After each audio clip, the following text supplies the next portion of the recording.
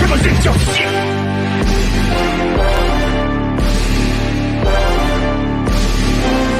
Need a horn in the drum roll.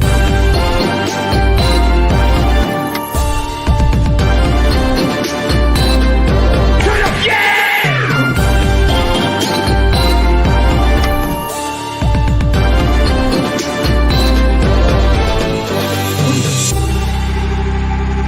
I never talk to them boys that sit on them benches. I never talk to them boys that sit on them benches. I was in the game on 4th and inches.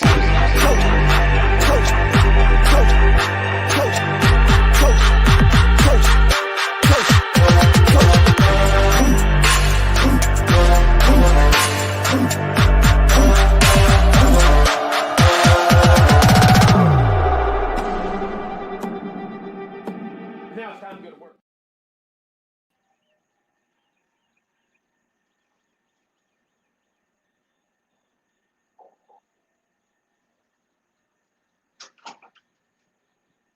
Thank you for that.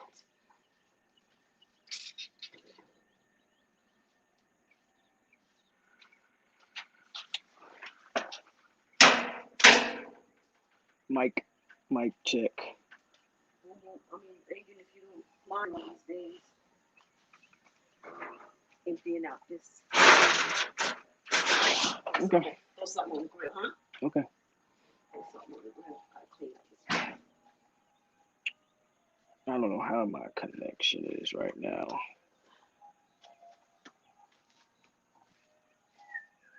Somebody. Oh, wait. Tell me how my connection is. How's the sound? Wait for some more people to get in here. J Blast say I'm good. Raymond James, all right. Montre, hit the like button. Still down here in Florida, so I'm using this Florida internet. But yeah, just want to make sure I sound good, because it's kind of choppy on my end. But as long as you guys hear it good, I sound good, then we good. Then we are 100%. If you don't know, breaking news: QUASHON SAPP just popped. 4-star offensive lineman. We got us another one after last night. 4-star defensive lineman Travion Williams popped.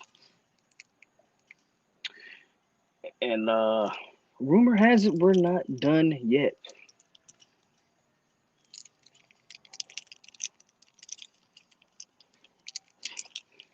How is everybody going? SAPP live. Yep, SAPP just popped like not even 5 minutes ago. SAPP just popped. Of course, Travion Williams pops last night. Miami fans are crying about Wesley. We're going to talk about all of that. Figured I'd get a live, man. There's a lot of big news popping. So I figured I'd get some stuff going here. Cody says, now we got to win some ball. Absolutely. Still got to win on the field. That's, But all this talk about who can't recruit, that's all dead. I probably won't be live for Tank tonight, Jay, but I will be watching it. I will be watching it. Tank Davis. Lomachenko fights tonight, too. So some good fights tonight. You think we're going to flip Willis Montre? I almost dropped my phone in the river when the notification popped up. Yeah, man, they're doing, again, Norvell and this staff, there's still some questions, but I don't think recruiting is one of them anymore. I don't think recruiting should be a question anymore. Now the questions become on field. Can they make adjustments, personnel use, actual coaching during the games? Those are all legit questions. But the recruiting, any criticism on the recruiting aspect of it has to be dead in the water by now. Has to be dead in the water by now. I don't know if we're going to flip Willis, but it'll be interesting to see.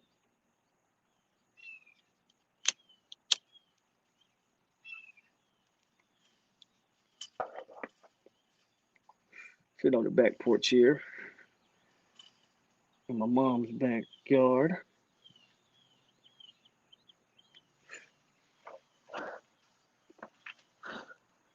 But Santana might pull. Santana 2023 wide receiver. Y'all know me. I don't get too hyped about commits that's a year or two away. So so I think Santana's a good player, don't get me wrong. But we're focused on Tribe 2022. And this class is shaping up exactly how I said this class would shape up. Now they have to win. Because if you win, it gets even crazier. This class is becoming what I thought it could become. This could be Norvell's class that sets this team up, that sets this program up 3 or 4 years down the line to make a legit run.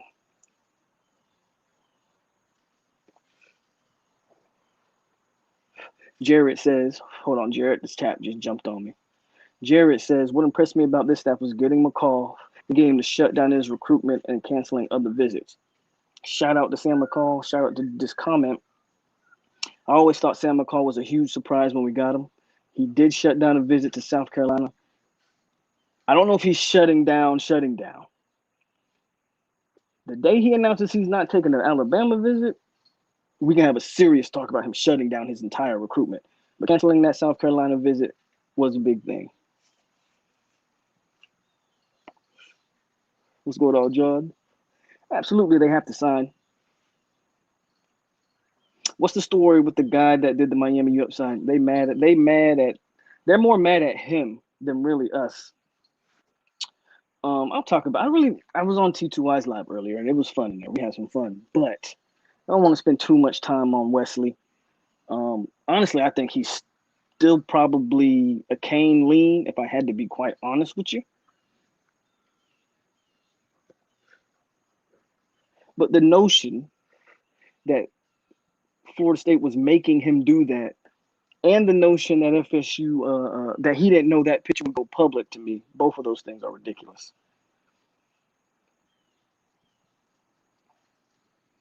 I'm surprised Santana didn't go to the Paradise concert. I'm almost certain MJJ is a wrap for us now. Well, if you listen to some of the Florida State outlets, they don't think MJJ Marvin Jones Jr.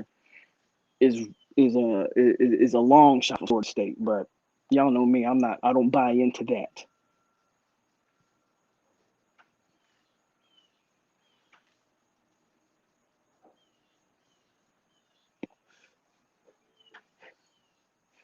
But yep, QUASHON SAPP just popped.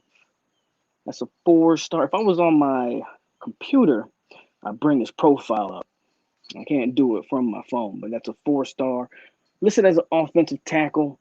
He's like 6'5", 350. Huge, massive kid. Massive kid. I want to talk something about Travion Williams too, but let's talk about Sapp since he's the newest member of the tribe.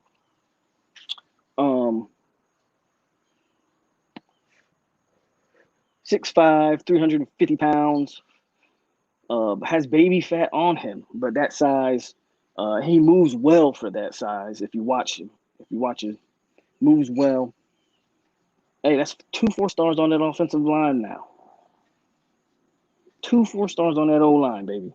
Let's go. And we're not done yet.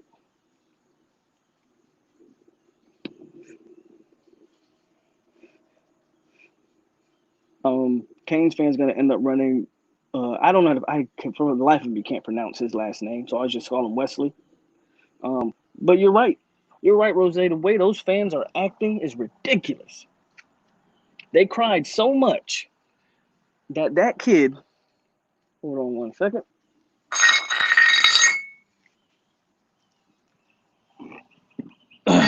They talked so much. They cried so much on social media that kid was forced to release a public apology for enjoying himself at an unofficial visit, by the way. That wasn't even his official visit, which means he paid his own money to drive up there to Tallahassee.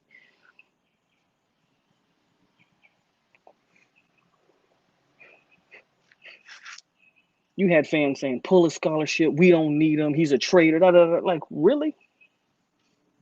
See, Wesley really hurt them. Wesley really hurt them. And they keep that kind of attitude and mindset up. You're absolutely right. They're going to run him out of Miami. I'm not saying he's coming to Florida State. I'm realistic. I'm not saying he's FSU bound. But why are you acting like that?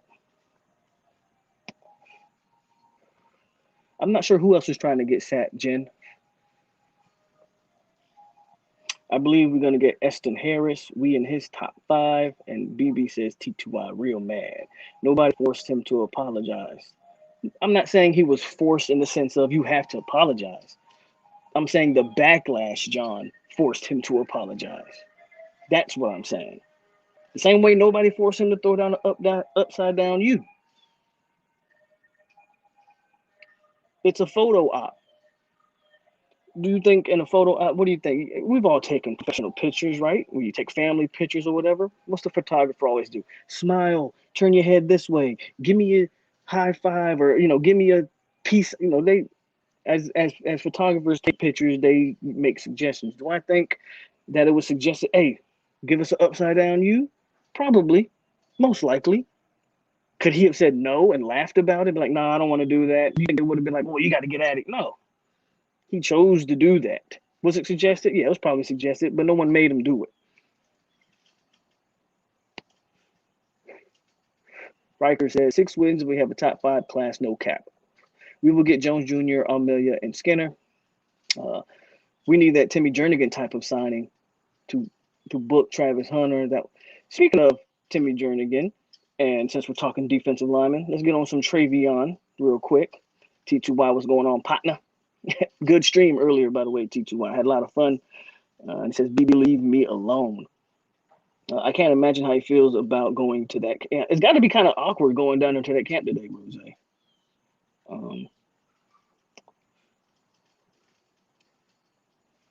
The T2Y, I still got love for you. That's what BB says. Speaking of Travion, or speaking of Timmy Jernigan, we're going to go into Travion. You say some cool things in there, Wayne. You say signing to bookend Travis Hunter. So Travion, I just found this out. I found it out last night. He's actually transferring from Mississippi to Georgia to the same school as Travis Hunter to play with him. So how dope is that? Travion Williams is transferring to Georgia to play with Travis Hunter. If you haven't seen that kid, he is built like a statue, like a, no homo, like a Greek god. I'm talking about a kid that is 6'5", 250, and he's 100% all muscle. Be very excited about Travion Williams. They got him listed as a linebacker / D lineman. He's definitely a D lineman. He's not a linebacker. Not with that size. He's not going to be a linebacker. But looking at his tape, he does move well in space. But he's not going to be he's not going to be a linebacker. But Travion is a monster. He's a beast.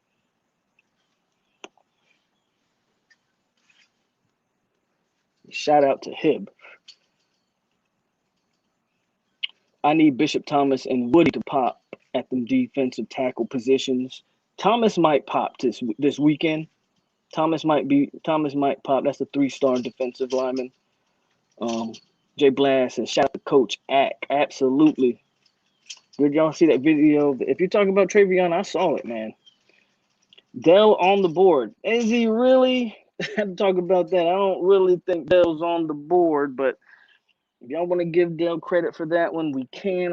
If you look at who his primary recruiters was, it was actually Coach Marv, former Mississippi State linebacker coach. And I forget his primary recruiter actually was, I want to say Coach Woodson. I could be wrong, but I know it's Coach Marv, and it might be actually Coach JP. Those are guys who I would give the most credit to. Not trying to, shit on Odell Higgins, but the truth hurts. Odell still got some work to do. Will he be able to play early?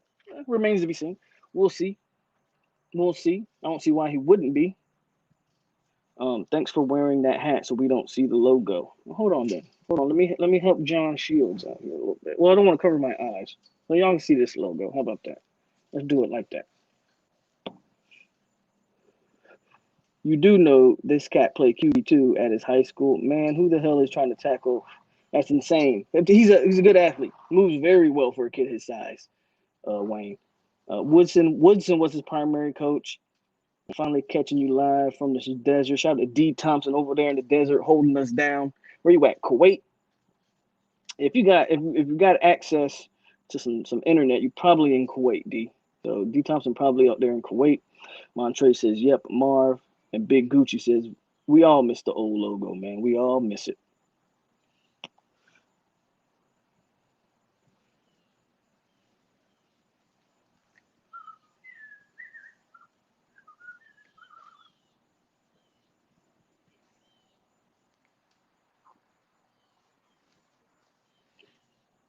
He's in Qatar. Okay, Qatar. Okay, shout out to D Tom. He in Qatar.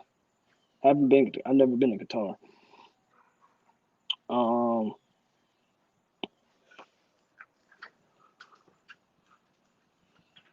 Tyson, you see my link? Yeah, man, they are recruiting like crazy.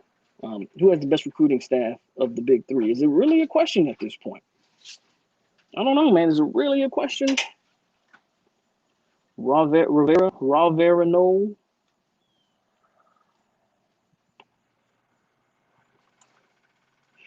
I don't know if it's even a question. I know who's not in the conversation. That's Florida. Sorry, BB. This is the facts. Williams was a surprise commit. You know what, Montre? I won't say he was a surprise. He was surprised. He was a surprise, but if you really look at it, he wasn't. Jerry and Jones tweeted about a week ago, about a few days ago to a week ago, Mississippi to Tallahassee. He tweeted that, and nobody really knew who he was talking about. And if you look at the commit video, Jerry and Jones was in the background, waiting for it, like he knew it was coming. I think Jerry and Jones really helped with that one. Jerry and Jones knew it. I think if Jerry and Jones knew it, he let the staff in on it. So I think the staff and Jerry and Jones and those guys, I think the team knew it was coming. The fan base, yeah, I think it's a surprise to us. Jerry and Jones tweeted about a week ago, Mississippi to Tallahassee, and nobody quite knew what he was talking about. It's obvious that this one is what he was talking about. Wayne says, I'm starting to hurt from a dog, old friend Odell. Everybody's recruiting dogs at their positions but him. That's a fact, Wayne. Yeah, that's a fact, Wayne. That's a fact. Travis Hunter and Jerry and Jones knew something was up. Yeah, Travis Hunter's, again, got to give Travis Hunter credit. I did a poll recently asking who the most important commit was. Me personally, I lean towards AJ Duffy. To have that big time bell cow at quarterback is a huge deal. But as of right now, you can't deny that Travis Hunter is FSU's most important recruit because he is committing everybody, and the kid's transferring from Mississippi to Georgia to go play with Travis Hunter. So that says it all right there.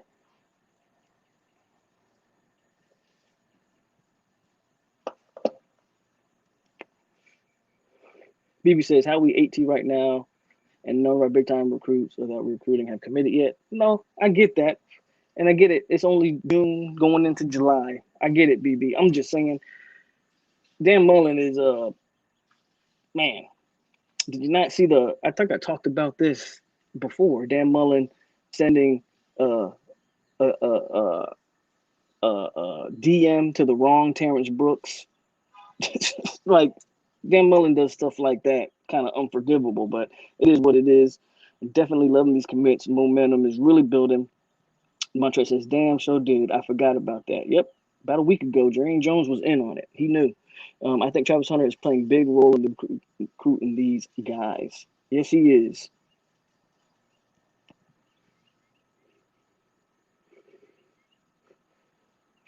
Dan Mullen a duck.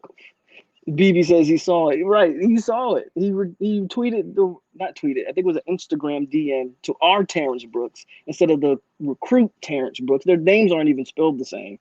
And yeah, that was a bad look. Oh, and that video he did was a bad look too. That's why I say Dan Mullen's kind of he's kind of on the outside looking in, but there's a long time before you get the early signing period. So anything can change for the good or the bad. For Florida State and all these other schools, anything can change. But I got to think with QUASHON SAPP, we might move up again. I think we're sitting at number 8. We got a top 10 class. With the addition of QUASHON, probably move up another one. Dan Mullen, Dan Mullen as a coach, I won't disagree with you, BB. Never have. I think Dan Mullen can coach. But I've said it before and I say it again. The way Florida is right now, they should be recruiting at a much higher level. They should be recruiting at a much higher level.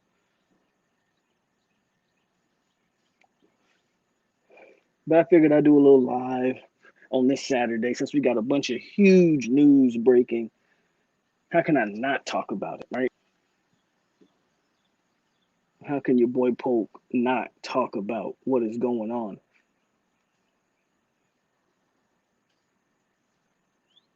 And the crazy thing about these recruits, in my opinion, is I think majority of them are solid.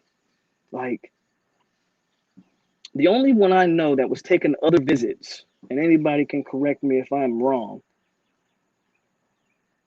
I know Mortimer, the wide receiver out of Fort Lauderdale, was recently at the Georgia Tech camp where he was making plays and showing out.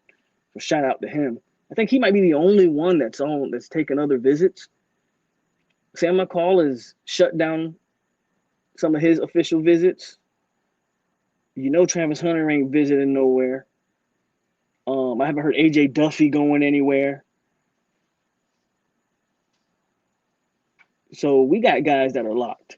Clemson isn't scared yet, but I bet they're starting to peak this way. And Hurricane T2Y says QUASHON been wanted to commit.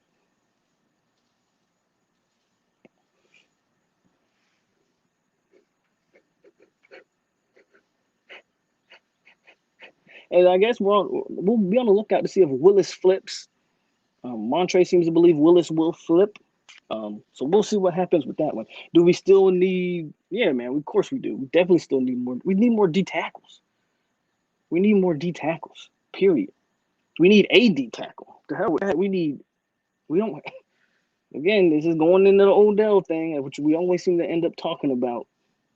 Odell's got to tighten up, man. Odell has to tighten up. Dan Squatch, my guy, what's going on? Yep, we got him, Dan Squatch. We got QUASHON. Now you're talking about 2 4-star O linemen on that offensive line. Come on, man. Give this staff its credit. Now we're recruiting the trenches, as you see. In this weekend alone, we got 2 guys in the trenches, one on the defensive line, one on the offensive line. T2I says QUASHON was one of the most disrespectful kids I ever talked to. What'd he say to you? What'd he say to you, T2I? Big Gucci says, I love Odell, but his time has come. It seems this. Look, we'll wait and see. We'll wait and see how they kind of close this out. I do think a guy like Travion could, and I mean, he's so big. Again, 6'5", 250. He might end up being a defensive tackle. That he might still be a defensive tackle. When it's all said and done. Much of that tight end. So Brian Courtney, yeah, I think he's still taking visits, and after every visit, he says he's still solid to FSU. Again, I talked about Brian Courtney. No disrespect to Brian Courtney, but I mean, we got a guy like Jaleel Skinner looming.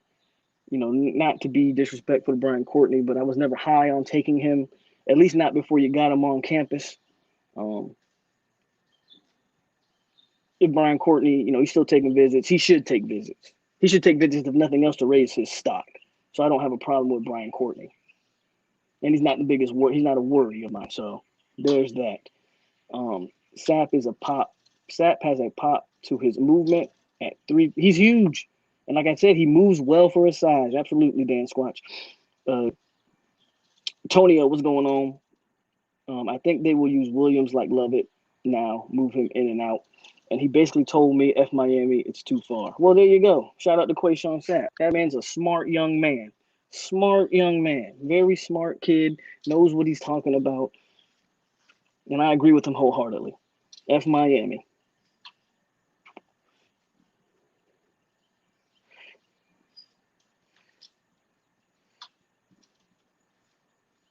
The staff is doing great things, man. Now let's see what they do coaching, right? That's the only question I have. What do you do coaching? Sounds like he got it figured out. Hey, it sounds like a smart kid, man. Sounds like a smart kid. Jarrell Powers might pop soon. And BB says, so did WB.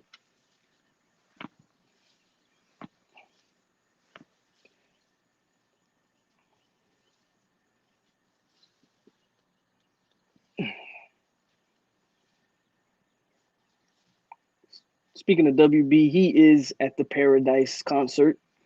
And so is Marvin Jones Jr. Marvin Jones Jr. is at the Paradise camp as well today. So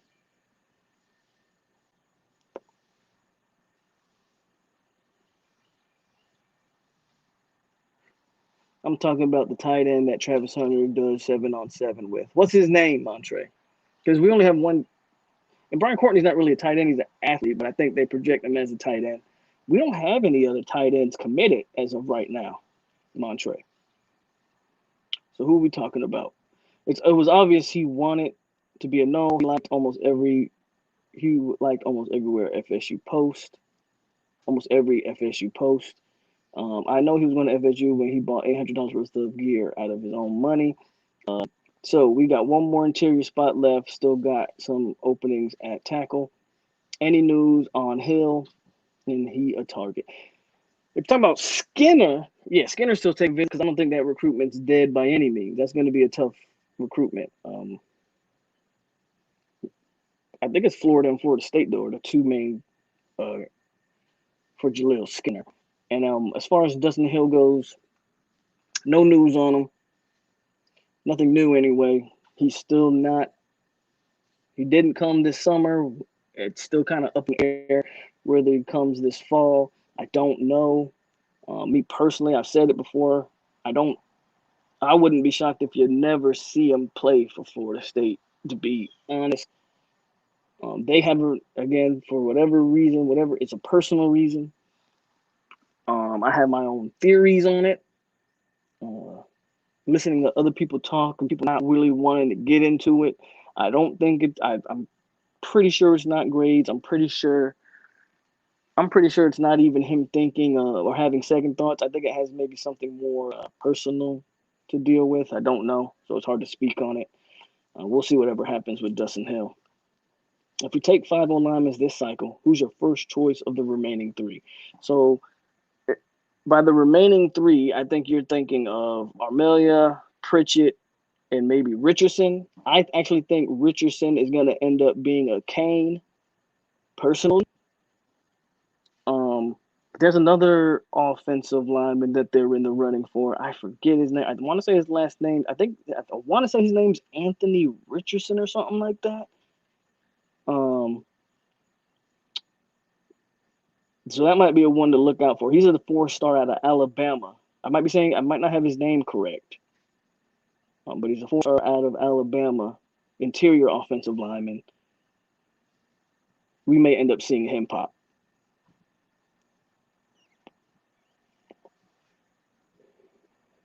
I hear Miami is trying to throw the kitchen sink at Skinner. I don't know if that's true or not, but I think it's Florida and Florida State battle for Skinner at this point. I heard Bud Elliott say his 18th birthday coming up would be a turning point. I think Hill is young for grade level. Charlton. I forgot about Charlton. I think Charlton's going to be in this class regardless. He's kind of on the low end of the remaining prospects as far as like the rankings and where he kind of stands as compared to some of the other guys. But I do think Charlton ends up in the class. Travis Hunter looks so dangerous on offense. Do you think he'll play both ways? I think they may draw up a play for, again, My thing with Travis Hunter, I still think he's a DB. I know people love him at receiver. I just think he has a higher ceiling at defensive back. And I don't care necessarily where he plays, but I think he's got to pick a spot. Playing both ways isn't really feasible in today's football landscape. My opinion.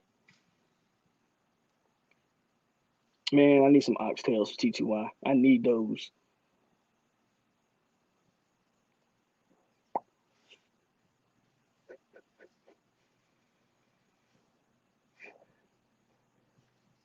There's another DB that I think FSU is in a good position for at IMG. Forget his name. Again, if I was on my computer, man, I could bring these kids up. I can't remember everybody's name. He's one of the top DBs in the country. And FSU is making pretty good strides with him. I think we got him to push his I think Everett might be his name or something like that. You guys know who I'm talking about. FSU got him to push his commitment back. So we'll see. Glover loved his visit, but Glover's been a kid. Everett, yep, Dylan Everett. That's what I'm talking about. Everett's in a good spot for him. They got him to push his commitment back. So we'll see if we can make strides with that one as well. And as far as Glover goes, Glover's a kid I think that would have popped a long time ago. I think Evers was still holding off on taking Glover. Glover, I think, obviously wants to be a Nole, but I think they're holding off on it. I think they have some bigger fish at running back that they're trying to get. They already got Rodney Hill, who I think is a running back right now. I know he's listed as an athlete, but he's probably going to be a running back at the next level. I like Glover.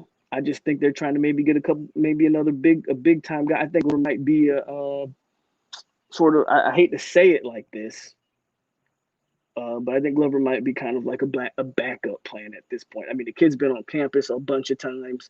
He's, all of that. If he hasn't popped yet, I think it's because the staff is telling him to hold off. And I don't know how long he's going to go for that. We'll see. Yes, sir. Jen says hit that like button.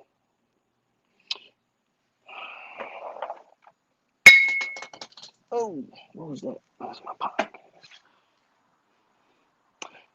Dan Squatch. I would still have Charlton as a take. If for some reason we don't land 2 tackles, they will sell Baugh. I think SAPP can play tackle. I know SAPP at his size right now, SAPP is probably a guard, but again, that's a lot of bad weight on SAPP. You get that body right, I think SAPP's an offensive tackle. So you might have 2 offensive tackles already.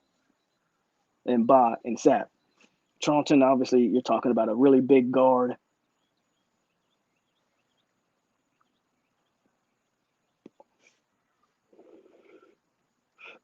And that's really the news, Gucci, on the offensive tackles is we got 2. We got 2 offensive tackles, really. We'll see where they finish out, though, with some of these remaining targets. I think they're after Javonte Barnes. Yeah, that's what I'm saying. Rodney Hill pretty much took that other spot. I agree with you, Dan. I think they'll take Glover.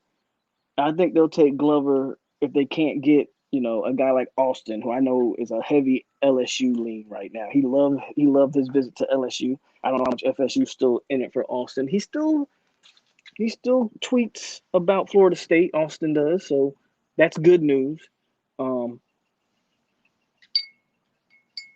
He still tweets about FSU, but I think Hill took Glover's spot, and now they're looking for a 4-star soon at that running back position. If Rodney Hill gains a 4-star, then maybe they'll go back at Glover. But like you said, Javonte Barnes, and there's some other kids out there that they're kind of going after as far as running backs too. Montre said Sapp looked like a DT. He's huge.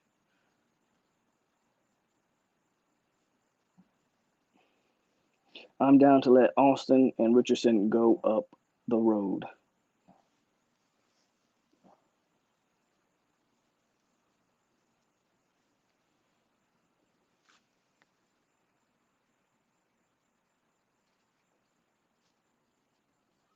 Y'all see the dog.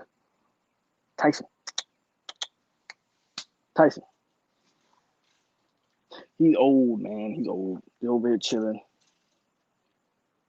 Mystical Harmonizer says by Zach Blow Blosty, however you say that. I don't know what he's talking about.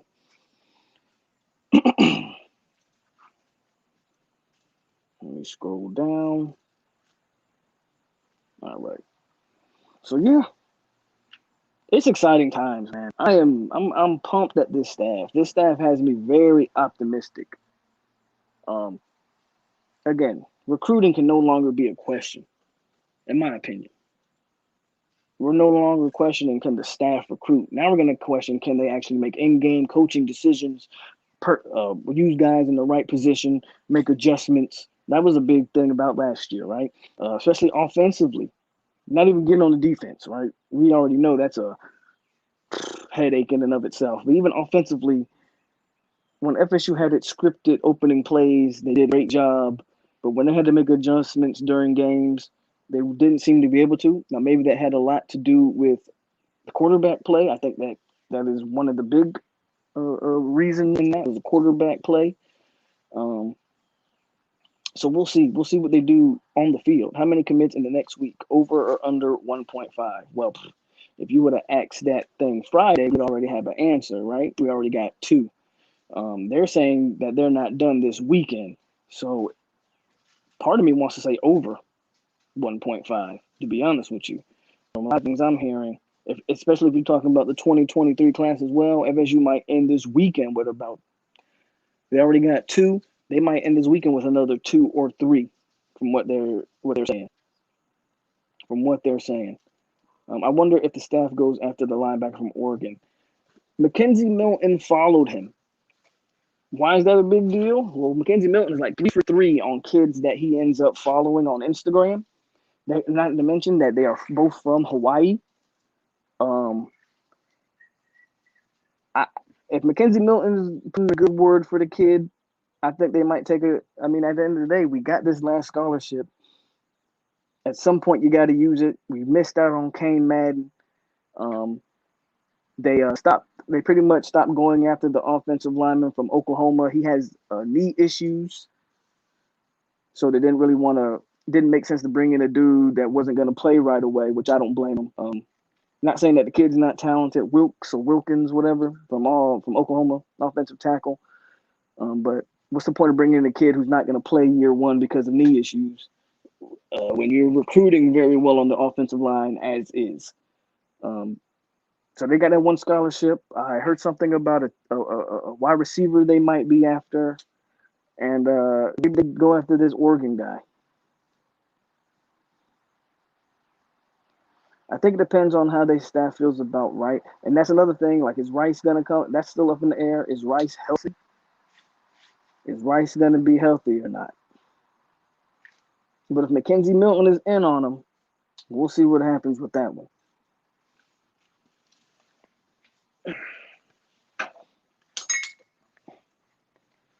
Hit the like button. Can you imagine the hate I'm getting today from my Gator Hurricane peeps? I talk.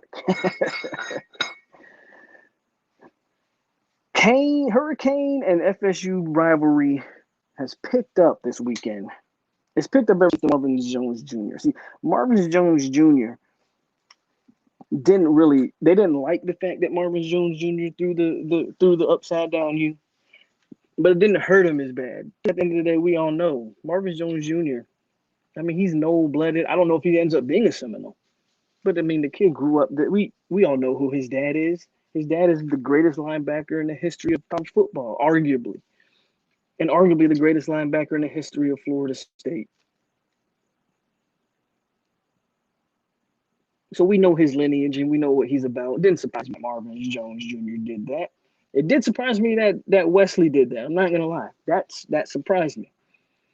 And Miami fans took that and they ran with it. And you talk about calling for a 16, 17-year-old kid's head. They are mad at that kid for doing that. They feel betrayed. I don't think, again, I can never pronounce his last name, so I don't even try. But I don't think Wesley expected the splash back. I agree. I don't think he expected it either.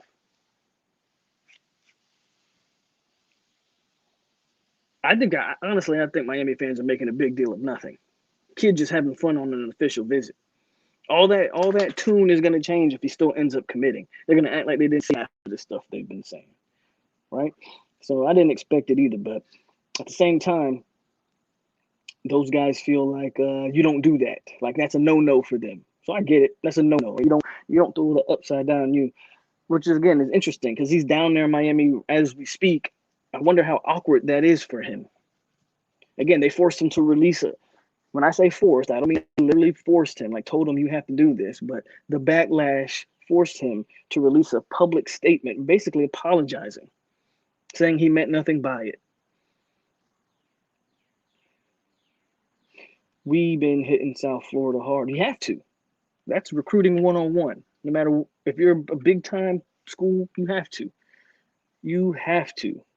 You're talking about in the last week, Omar Graham, Travion Williams, and now QUASHON SAPP.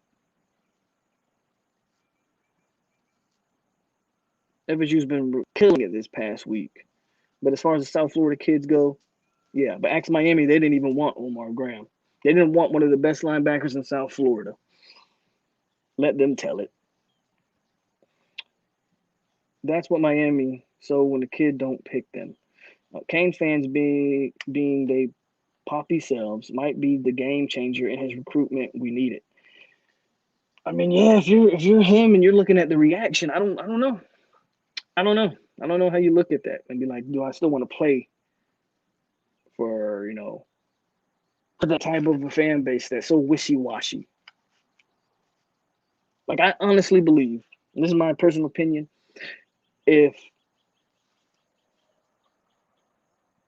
a Florida State recruit, a kid that we were going after, did something disrespectful towards Florida State, I don't know if the fan base would have reacted how Miami reacted. Do I think people would have been unhappy? Sure. And in every fan base, you got dumb fans who are gonna say dumb things. Don't get me wrong, but it was the over majority of Miami fans that were really destroying this kid, man. It's kind of crazy. They put him and those other recruits on a speedboat and called it a yacht. I'll do the upside down. I saw those pictures. I saw a video of those guys on that speedboat. I definitely did see that. Recruits talking about the coach staff like they were when Jimbo was there. Well, that's not a shock, Montre. If you remember last year, now they didn't recruit the best last year, but we didn't do well on the field last year. But if you remember last year, there were kids coming out saying they weren't even considering Florida State under Willie Taggart. And the hiring of Mike Norvell changed their entire outlook. So it doesn't really shock me. It doesn't really shock me.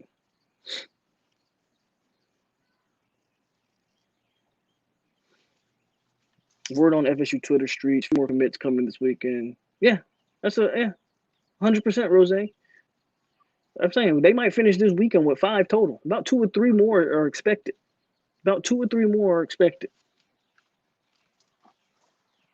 I think, if I'm not mistaken, this is the last recruiting visits they can take. I don't think anything can. I don't know for a fact if anything can happen in July. I've read somewhere that this is like the last recruiting weekend. So I think they did that on purpose. They told these kids to wait till the last weekend on purpose.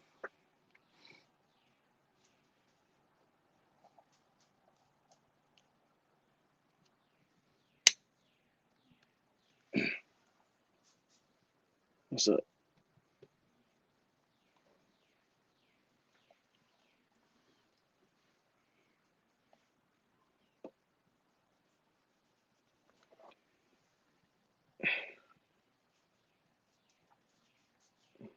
Top 5 class right now, according to 247. I figured we move up after SAPP. You heard anything on Daniel Martin? No, I have not, Dan Squatch. And Montre says the buy-in is real because we start another dead period. Yeah, okay. So the another dead period starts in July, which makes sense. This is the last really official visiting weekend. So yeah, they scheduled it perfectly. They scheduled it perfectly. Get these kids to commit before they can take other visits. Now you have them locked in pretty much until the season starts. And then we go from there. Peter Shields was popping. So a great season means 5 stars. Rivals has us at number 6. I think a great season means great season is scary. A great season is scary.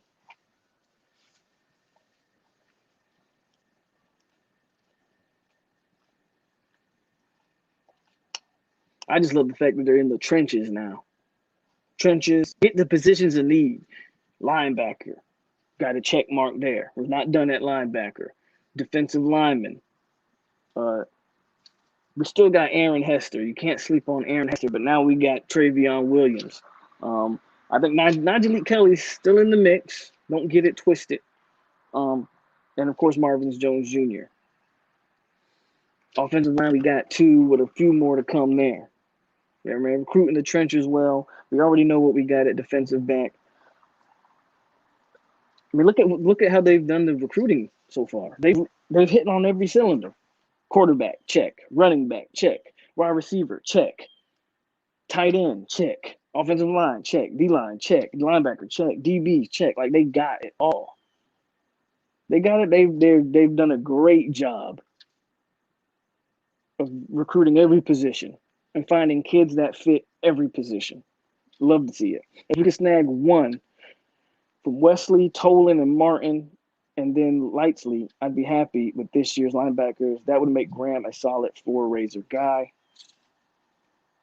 If Marv was able to land Wesley or Tolan, I would stop all Chris Marv slander with cease and desist. But we'll wait and see. We'll wait and see there. And apparently the recruitment with Willis, he is on campus right now. Georgia Tech commit Willis.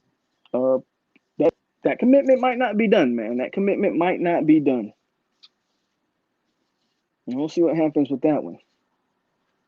Hell, if we can get Willis, I'd be good with like Willis and Graham.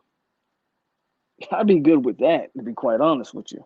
Willis is a beast. I just don't know what makes him think he's a safety, but he's a beast.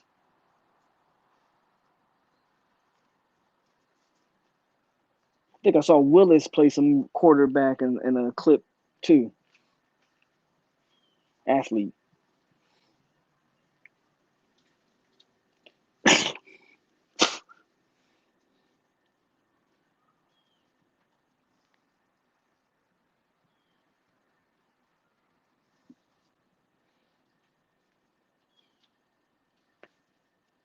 What else y'all want to talk about?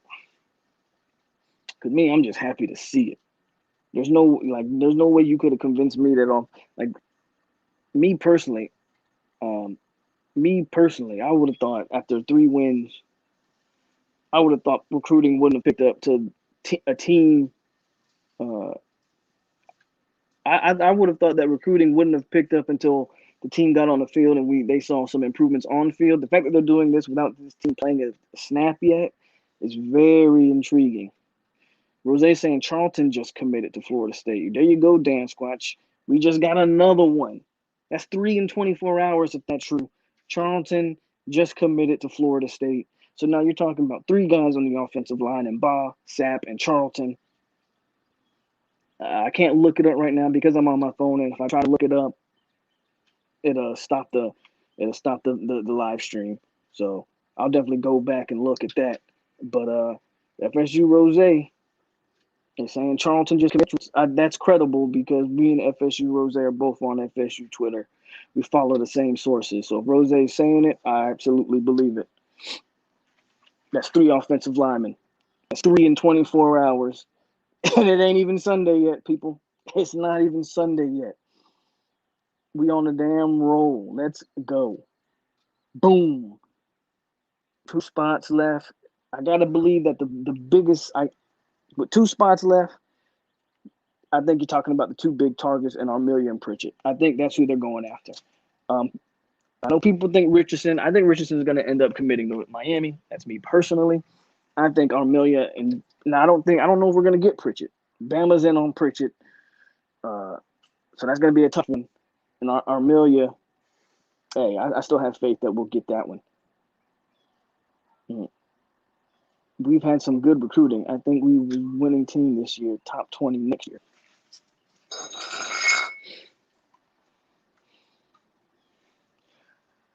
Island Boy says, what? We doing the damn thing. Charlton, that's another kid that wanted to commit a while ago. But again, I think they told these guys to hold off until the last weekend of the recruiting period. And then July, we go into the dead period. Once August hits, now you're talking fall camps. September starts the season. Nice timing, nice setup by the staff. What's happening, Wanda? Well, Wanda, 3 commits in the last 24 hours. Last night, it started off with Travion Williams, who committed in front of the entire staff. I think the entire team. They were all at Mike Norvell's house. And he committed on the spot at Mike Norvell's house. I've been on for about 50 minutes now. So I would say about an hour ago, QUASHON decided to commit with a video with him on Florida State campus. And about a minute or two ago, Charlton just committed. So we are, like that, we're firing on all cylinders right now. Shout out to Mike Norvell, man. I don't know. Look, I don't know how good of I keep saying it. The in-game coaching is still a thing that we got to address. But as far as a recruiting goes, hey, keep Mike Norvell. Keep Mike Norvell as far as recruiting goes. If anything, Mike Norvell, and I actually think he's a better X's and O's coach than Dabo. But Mike Norvell can be our Dabo Swinney. Just give him elite coordinators and position coaches. Because obviously recruiting, he's vibing with these kids. These kids like him. You can't, where's the lies? You can say what you want, but these kids like Mike Norvell, obviously. Where are you? Looks like a parking garage. No, I'm sitting on a back porch over here in I'm still in Florida. I'm sitting on the back porch. DJ Khaled voice in another one. It feels like National Signing Day. Absolutely. What's going on? Serve 5. Killing the game, baby. I'm down to give Norvell an extension already. I won't go that far. Even though I love what he's doing on the trail. He's got to show. Look, Adam Fuller. If Adam Fuller don't get it done, I need Norvell to move on from that. I need Norvell to move on from Adam Fuller. I need Norvell to make the tough call and potentially move on from Odell if we need to do that. Right? There's still some things that as the head coach you got to show that you can do. But recruiting, I have no more questions. Just watch some of the Memphis games under Mike in 2018 and 2019. The man's a good offensive coach. We'll see. Again, I think he's a better coach than Dabo, X's and O's wise. I don't know how good he is. Again, I think quarterback had a lot to do with last year and not making those in-game adjustments. No excuses with Mackenzie Milton, though. Mackenzie Milton should be able to do the game plan perfect. I do agree. We got to give him time. Which means give him his contract. That's why I'm not, no extension just yet, but at least give him his years. Bishop Thomas is another one, Travis, that is expected to pop soon. So we could be 4 for 4 coming up here, if not today, tomorrow. Bishop Thomas is another one. And Go Knowles 45 says, may not be a popular opinion, but I really think we're in for a surprise against Notre Dame. If you mean that we're going to beat them, I'm with you. I've said it. I don't know, what is it, June? I've been saying it since March, April, May. We line up perfectly with Notre Dame. They're putting in a first-time starter at quarterback. They've lost a lot of guys to the NFL. We catch Notre Dame at the perfect time. So I feel the same way. Odell and Fuller, the only weak links. And maybe Marv, too. Because come on. We still got to see these linebackers play, right? That's what I'm saying. There's still some questions.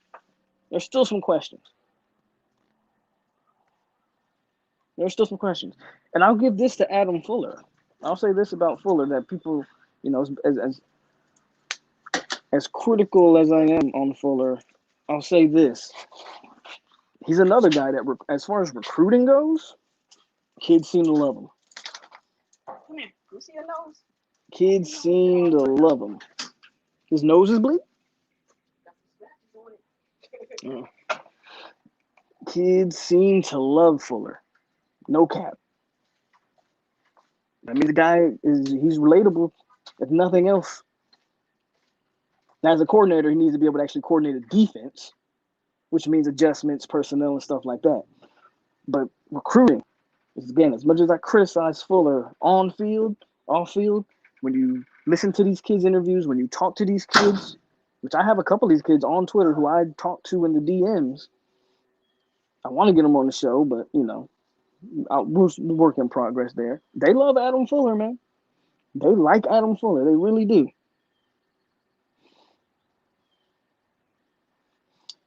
Montre says, true. Wayne says, this must be all these solid commits I've been hearing him talk about. All these silence. Yeah, that's true. All these silence. And I'll be the first to admit, I'm not a fan of the silent commit stuff.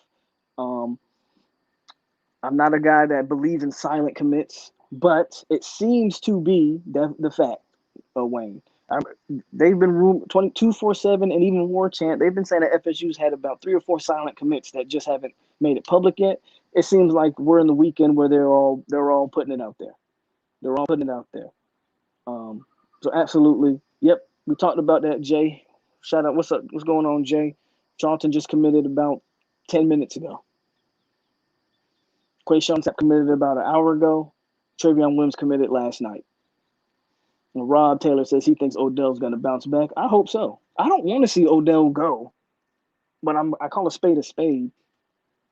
And your production is the only thing that keeps you in your job. And if you're not producing, we can move on and get somebody that does. I hope he does bounce back. As of right now, he got a lot of catching up to do. Montre says he likes Coach Storms. And he says, yeah, we all hope he bounces back. I don't think anybody's rooting against him. We just call it like we see it, baby. It is what it is.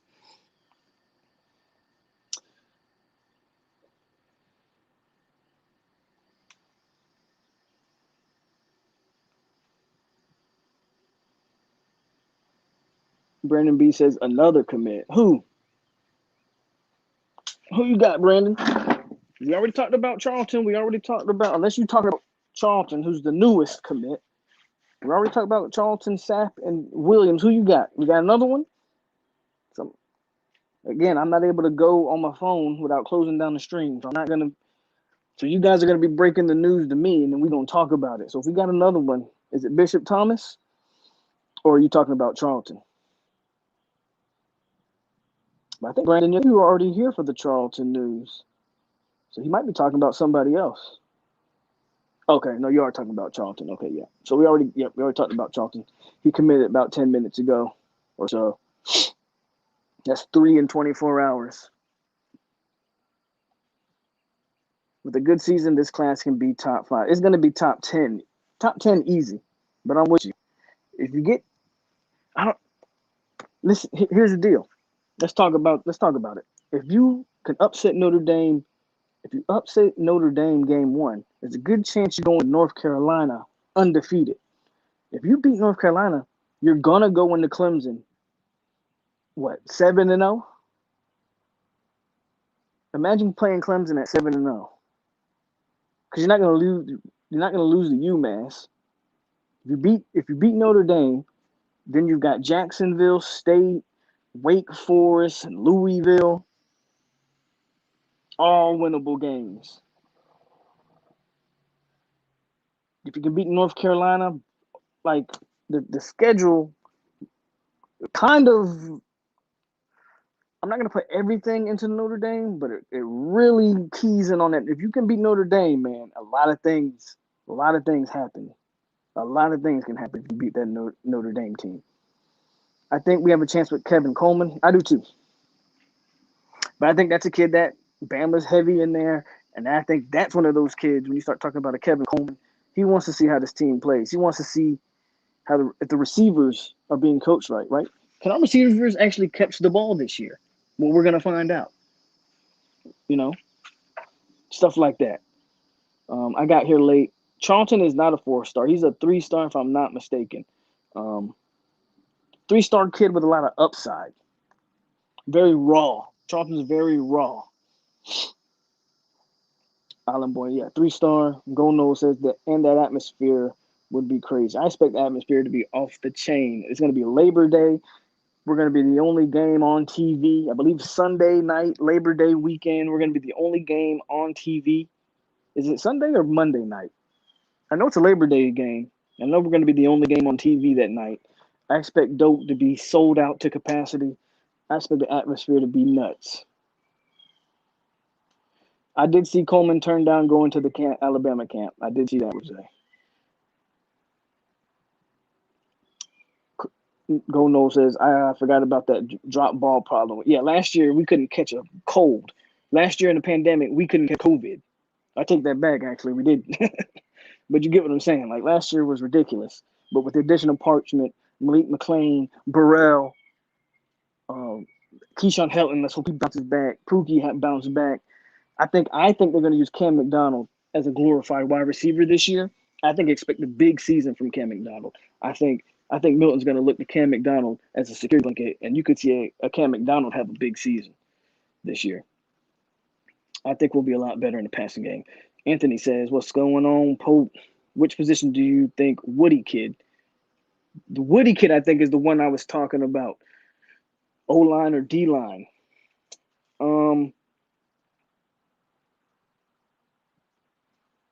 From a needs perspective, I'm going D-line. From a needs, right? You can play either, but I would go D-line as of right now because I think offensive line, as you can see, they're recruiting the hell out of the O-line. We need some defensive linemen. So that's why I kind of will go with that. Charlton could finish his senior season higher than he is now. Him and Aaron Hester both underrated. I agree with that, Dan Squatch. Absolutely. Rob Taylor says we should play D-line. And Dan Squatch says September 5th might be the loudest Dokas ever is again with the stadium changes coming. Charlton stats 6'6". He's a monster. Very raw kid, though. So I don't want, if you guys watch me on a regular basis, Dan Squatch is our resident offensive line expert. So I think he'll co-sign what I'm saying. I don't want y'all to get too excited about Charlton as far as being able to play next year. I don't think he's a kid that's going to play off the bat. But like Dan Squatch said, by the time his senior season comes, you can see an NFL caliber prospect. He's very raw. He needs a lot of coaching, a lot of body shaping. Even if you look at his body, he's big, but he's kind of shaped weirdly. He needs to put on some muscle, some real weight. Don't get me wrong, he's got weight, but you get what I'm trying to say. Charlton's a good player, but he's probably not a kid that's going to play next year, if we're just being honest. Charlton kind of reminds me of Lloyd Willis, if I'm being honest with you. Charlton, Lloyd Willis, those are kids who have measurables, potential. They're very raw, need a lot of coaching, need a lot of development. Woody got to go to class from what I hear. Okay. Trayshawn Ward might have a breakout year. I think a lot of people expect. I think, running back position is in really good hands. Corbin's leading the group, but I don't sleep on Ward. Of course, we all love Toafili, and don't sleep on DJ Williams. I keep telling people, do not sleep on DJ. This is by far the best O-line recruiting we've done in years. Absolutely. What's going on, Judge Juno? Storm's going to get Sapp and Charlton's bodies right. Charlton has tremendous frame, looks coordinated, moves well with the 330 plus. So what exactly is the deal with Dustin? Nobody knows. The people that do know don't want to put it out there, which makes me believe it's personal issues.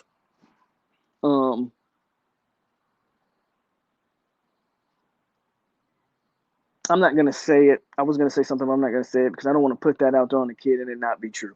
But personal issues. We'll leave it at that. We'll leave it at that.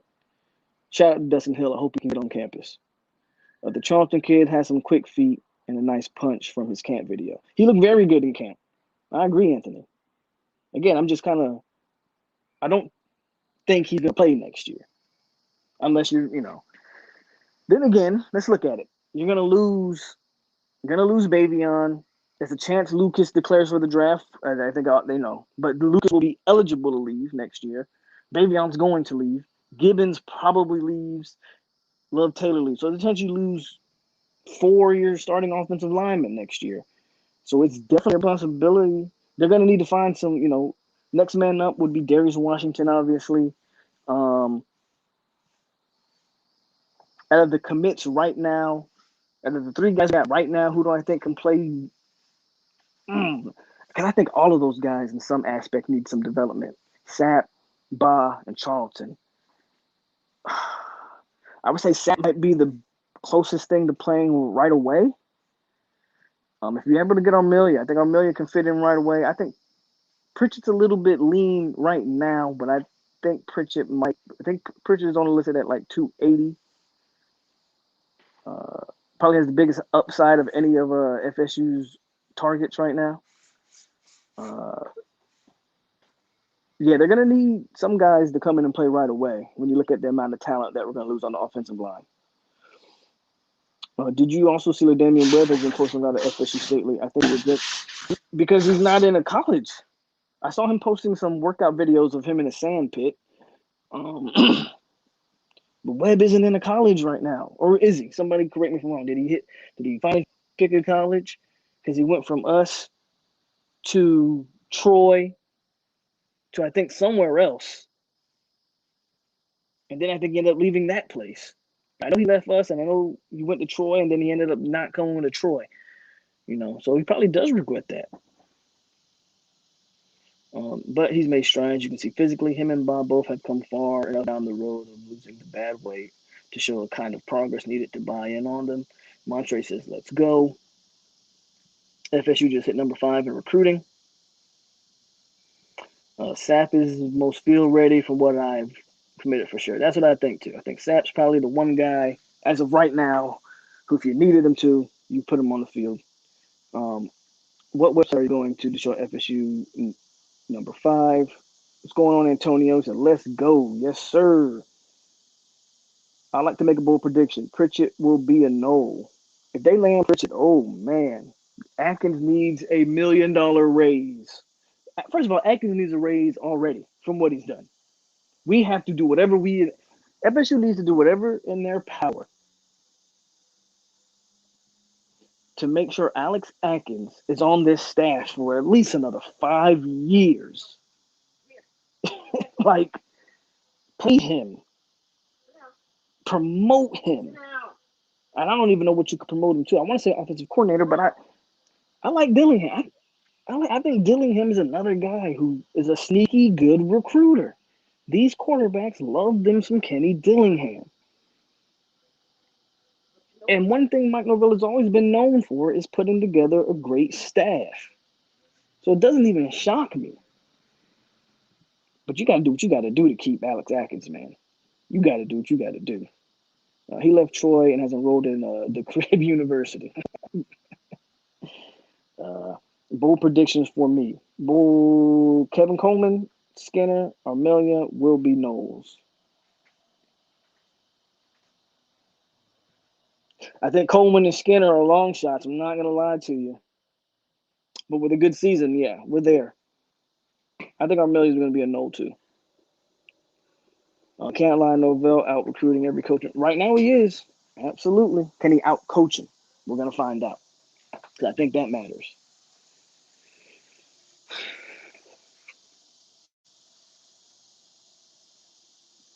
Atkins as running game coordinator. Or maybe promote him to like assistant head. You just got to keep him on. You got to keep him on this team. Like assistant head coach or something. Like, isn't Chris Thompson the assistant head coach as of right now? Give Atkins that job. Dillingham was the first head coach stole off our staff. You think so? That wouldn't shock me. Dillingham has a high upside. He's only like 30. I think I'm older than Kenny Dillingham, and I'm 33. Or we might be like the same age. Dillingham has a high upside as far as a coach goes. You might be right, Dan Squatch.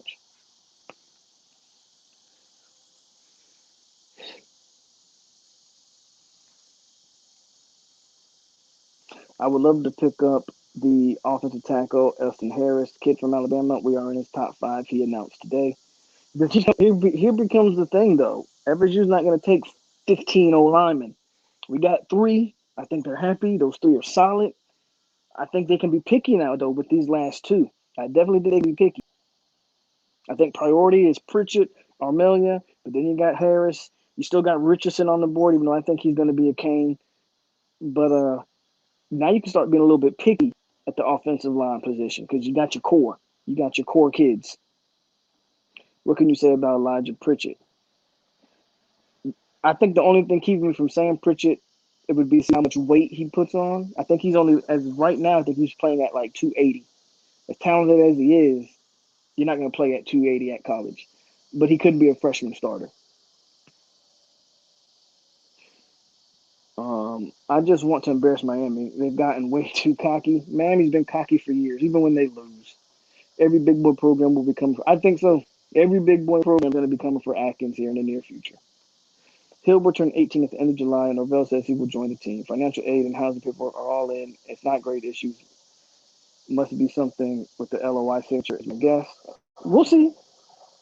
If that's what Norvell said, if Norvell said he will join the team at the end of July, okay. Shout out to Ron Taylor with that info. I think we're going to see some crazy stuff in the Notre Dame game. The staff has so many chips on the table with recruiting. Yeah, you're right. The damn polecat formation. You're absolutely right. The staff has to know you're going to see packages for Jordan Travis in that game. You're going to see Corbin probably at Wildcat. You're going to see a little bit of everything. They got to get up at all the stops for Notre Dame because you can't have this type of momentum in the summer and then go out there and lay an egg against Notre Dame. So I'm with you, Dan Squatch. I'm with you. They're going to do whatever they can do to win that game. And a loss doesn't necessarily kill recruiting as long as you lose. I mean, if this thing is 24-24 or 38, 30, if we're tied in the fourth quarter and Notre Dame squeaks by on a field goal or something, I think, you never want to praise a loss, but I mean, that's not something that you can be mad about in terms of like embarrassment.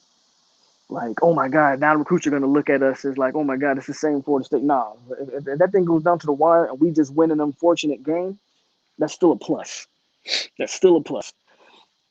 Walk up for an extra point, all line behind the center. Tribe 22 is about to make a statement. Travis Hunter has done so much. Travis Hunter, forget the class. What is Travis Hunter doing for this program right now? Jimbo left us in such a bad state. This program is relevant right now, man. All because of this DB out of Georgia by way of Palm Beach.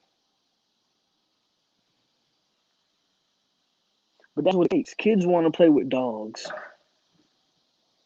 You can't recruit a bunch of project players and think kids want to play with dogs.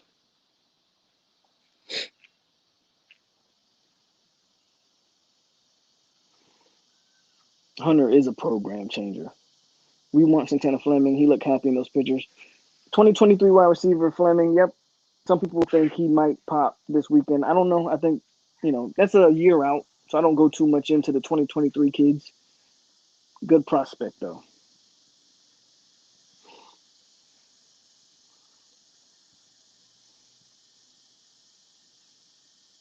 So today could be a great Saturday, man. We got 2 fights for all my boxing guys out there. We got Tank Davis, and what I think is going to be a very hard fight for Tank. And then we've got Lomachenko, which could be a tough fight for him too. But we're having fun on this Florida State stuff, so we'll keep on that. But I'm just letting you guys know there are some boxing matches tonight. Travis Hunter is the best recruiter in Florida. Two of them threes bananas with wide receivers in Florida. We already got one committed. One just committed like a week ago or this past week. I forget his name. Parsons or something like that. You guys know what I'm talking about. We just had one of the wide receivers commit for the 2023 class. No, Parsons was the quarterback that I'm thinking about. I forget the wide receiver's name, but Parsons was the quarterback who might be committing, 2023 quarterback who might be committing. He didn't say it out of his mouth that Hill will be here at the end of July. He said he expects him. Okay, he expects him. Okay. I'm glad you clarified that, Rob. We'll see. We'll see what happens with Hill. I'm not really. Do I want Hill on campus? Absolutely. Am I like losing sleep over it? No. At this point, I don't expect Hill to be there. So that's why I just kind of just been like, whatever on it. Then Darius, there you go. Shoot, I forgot Lubin. Lubin's fighting. I forgot Lubin is fighting today, Jay Blast. He is fighting today. Erickson Lubin, Orlando Zone. Absolutely. I forgot he was fighting too.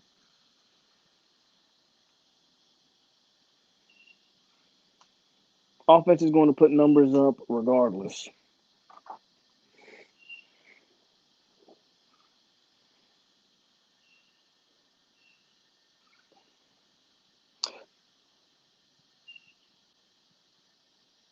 POLK, we got another 4-star O-line visiting tomorrow from the SIP named Bryson Hurst. That's high on FSU. Again, they are so solid at offensive line right now. Now you can start being picky. There's no need to rush. Nothing against Bryson Hurst, but there's no need to rush him now, right? There's no need to rush. Now you can kind of go all in on the Pritchett, maybe a Bryson Hurst, whoever. But now you can take your time with some of these kids. You got your core. Now you can be a little bit picky on that offensive line. Can we get some of these defensive tackles on campus? And I'm talking about some of the big name ones. We weren't able to get any big name defensive tackles on campus in this offseason that I can think of. But I think Trevion Williams may end up being a D tackle. Definitely a guy that they're going to move around, I think. I mean, 6'5", 250, chiseled. The kid's a monster.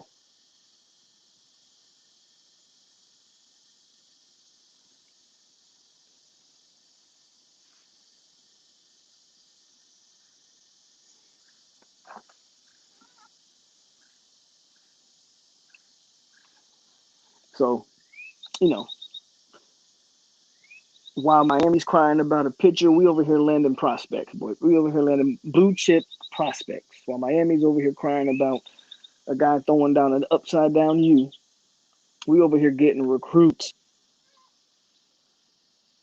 Gotta love it. Gotta love it. And I don't know what's going on with Florida.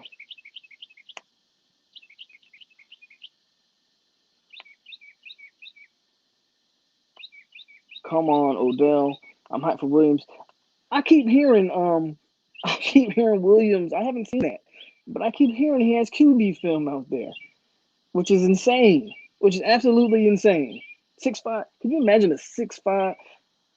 Now, granted, we've seen big quarterbacks, 6'5". We've seen those type of quarterbacks. Don't get me wrong, but can you imagine a 6'5", 250-pound quarterback that looks like him? Man,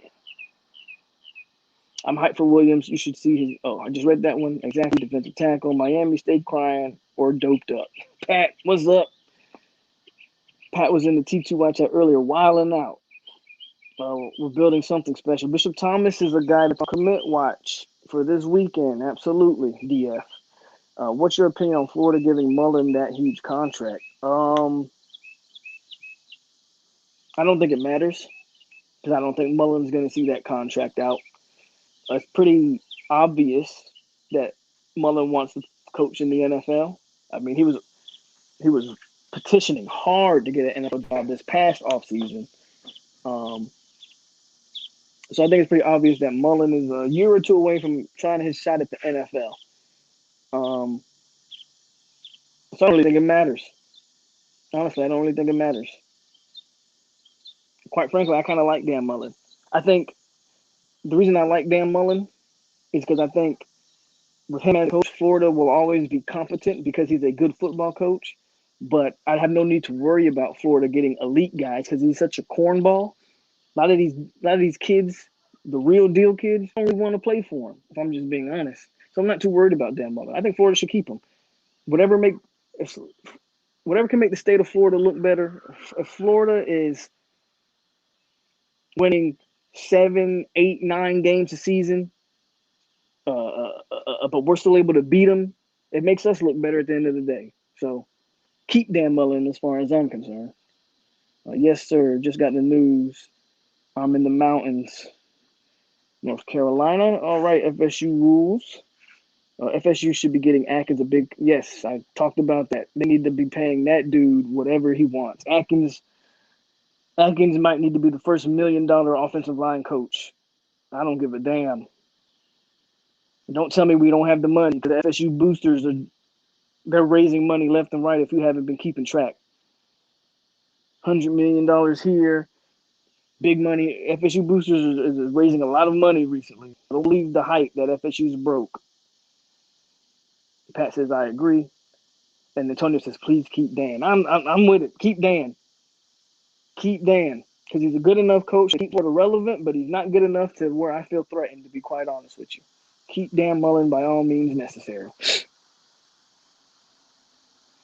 But I don't think Dan's going to be there in another year or two.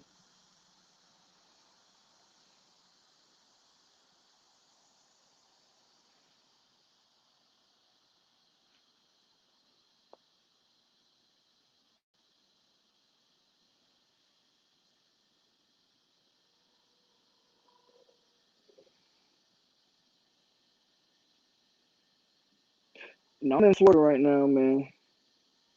I'm over here, and I'm over here in Polk County, chilling on the back porch at my mom's crib. Great question, DF. Anything going on at the Paradise concert? Any commits coming from that? That's a great question. Doubt it. Who got more catches at the end of the season, Burrell or McClain? I would say McClain. Uh, because with no Dustin Hill and Parchment being your one, I I think McClain, he might not start off as the number two. Um, you still got guys like Brian Robinson, who I always forget about, but Brian Robinson is better than Pookie Wilson. I don't care what anybody says. That's a guy who could find his way as the number two wide receiver on this team. I would go McClain. I would go McClain. He's just, I say it all the time. You can't coach 6'5". That kid's 6'5". I would go McClain as of right now. I was just in Florida last week, Orlando, Tampa, Clearwater, etc. Yeah, I've been here since I've been here for about 2 weeks. Came here. I was in Fort Lauderdale for a little while. Was in Belgrade for a little while. Then I went to Puerto Rico for a few days. Now I'm back up here in Central Florida, and I'll be in Orlando like next week, all the way up until the 4th of July.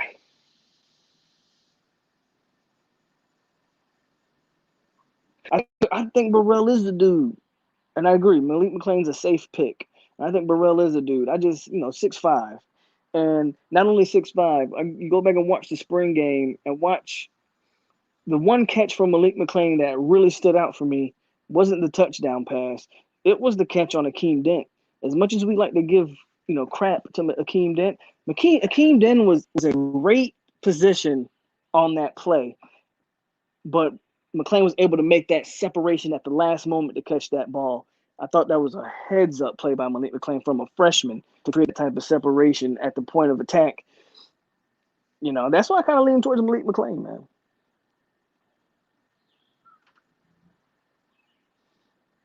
Yeah, as long as Robinson is healthy, I think he's got it. Polk, what do you think the main wide receiver at the staff is trying to put in Coleman's probably number one target. I like the kid we got committed right now, but I think that Coleman's definitely the number one target. How many wide receivers? That's a great question. It depends. I guess I don't know. It depends on if they view Skinner as a receiver or a tight end. I'm gonna say they got one. I'm gonna say they take definitely at least one more. They might take three. Pookie should be a slot receiver. Yeah, Pookie, in my opinion, I've said it all along. I think he's an effective third or fourth option. I just don't think he's a number one. I really don't think he's a number two either. But in my opinion, Pookie Wilson could fit a Kenny Shaw role. He's not as good as Kenny Shaw, don't get me wrong, but he can fit a role like that, in my opinion. Exactly, Brandon. That 6'5" frame made the distance on Dent, despite that Dent had great position on that play. I agree. McClain has a twitch and a bouncy. Literally, no one else a wide receiver. Yeah, that's what I'm saying. McClain, to me, no one has what he has. Bounce, length, catch radius. No one has that. I know Jordan Young had but I got a feeling I forget about him too. But I'm not falling into the Jordan Young trap like I fell into the Warren Thompson trap last year. This time last year, I thought Warren Thompson was going to come into the year and have a huge season and be wide receiver number 2 next to Tamarion Terry. And boy, was I mistaken on Warren Thompson. Jordan Young comes from that same recruiting class. Look, sorry, Jordan Young, he has to prove it. I have no, to put it like this, I don't expect anything from Jordan Young. Not with the freshman that we brought in, not with Parchment, and not the fact that Keyshawn Helton is going to be healthy, and Pookie Wilson and Brian Robinson should be healthy. Like all those names, I'm taking over Jordan Young. No disrespect to Jordan Young, but it's just the truth. It's just how I feel. Till he shows me, I can't say anything other than that. I gave up on Jordan Young. Hopefully he can step up. Yeah, that's pretty much pretty much echoed what I just said. I'm pretty much giving up on him, but we'll see. We'll see. We know Terry had it. Physically, Terry was different. But yeah, he decided to, like you say, talk more than play. Where did Warren Thompson go?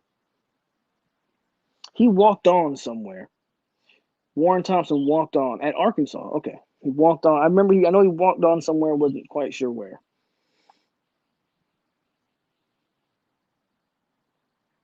No lies told by Antonio. The Powers kid is being Cristobal to FSU, and he's a tight end. So that would be 2 in the class. Okay. I believe Depp has a good year. He bought the dreads back. All right. And then Antonio says Warren Thompson, yeah, he's at Arkansas.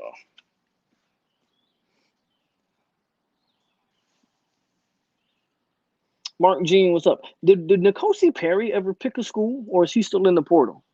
Where's N'Kosi Perry going to school at this fall? That's a question for Mark or any other Hurricane fan in the comments. I know there were some earlier. I don't know if they're still around. Did N'Kosi Perry ever pick a school? If he did, I missed it. I think Milton is going to show the future QBs the potential of Mike Norvell's offense, which is what we need, which is exactly what we need. DF. Perry's at FAU. Okay, so Perry wanted to play for Taggart. Okay. Hope he does good there. He's with old Willie. Yeah, he's with Willie. We'll see how that works. Thoughts on Omar, and also thoughts on Chris Marsh's job security after that commitment. Omar Graham's a good player, Antonio. But no disrespect to Omar, who I like a lot. I even said he's underrated. But no, I don't think 1 3-star linebacker secures Chris Marv's job at this point.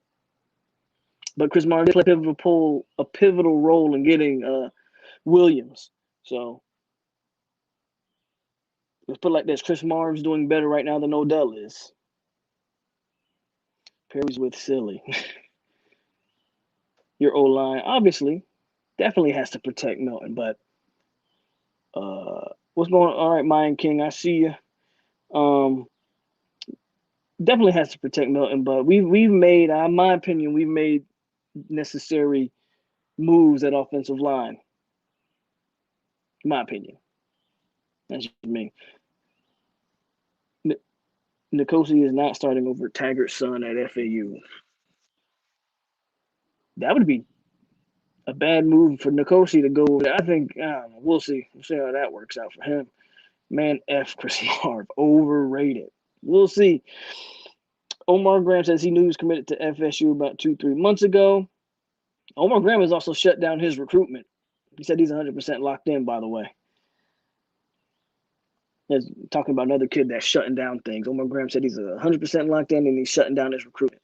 And Brandon B said, I think Perry will start too. I don't think Perry went to FAU to sit behind Willie Taggart Jr. That's just me.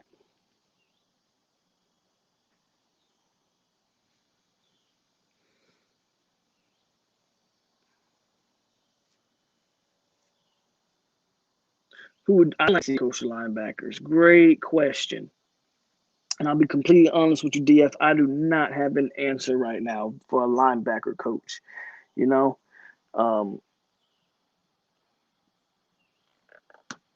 that's the thing about when you start talking about these dudes and their jobs, and you know, it's one of the reasons why I keep saying, as far as Chris Martin goes, he's on the hot seat, but I'm not ready to call for him just yet. But yeah, I don't have a name right now. Hell, Randy Shannon. I would put Randy Shannon to coach of linebackers if you made me pick a name right now without doing any homework. Hell, Randy Shannon is the reason why you got Wesley on campus, why you got Omar Graham on campus. Randy Shannon is the reason we're entrenched in South Florida right now. Like I said, when I went on Mark Rogers TV and I told y'all Randy Shannon was going to help recruit drastically in South Florida, and all the trolls in Mark Rogers chat room told me, Randy Shannon ain't got no pull in South Florida anymore. Randy Shannon's a joke. Randy Shannon is the reason FSU was in the mix for all these South Florida kids. So, yeah, I'll go Randy Shannon. The bigger question would, who would we like to see coach the defense? There you go. Another massive offensive line commit to Florida State. Yeah, Rock Frazier. We got Charlton. We got SAPP. All in the span of an hour, we got two offensive linemen to commit.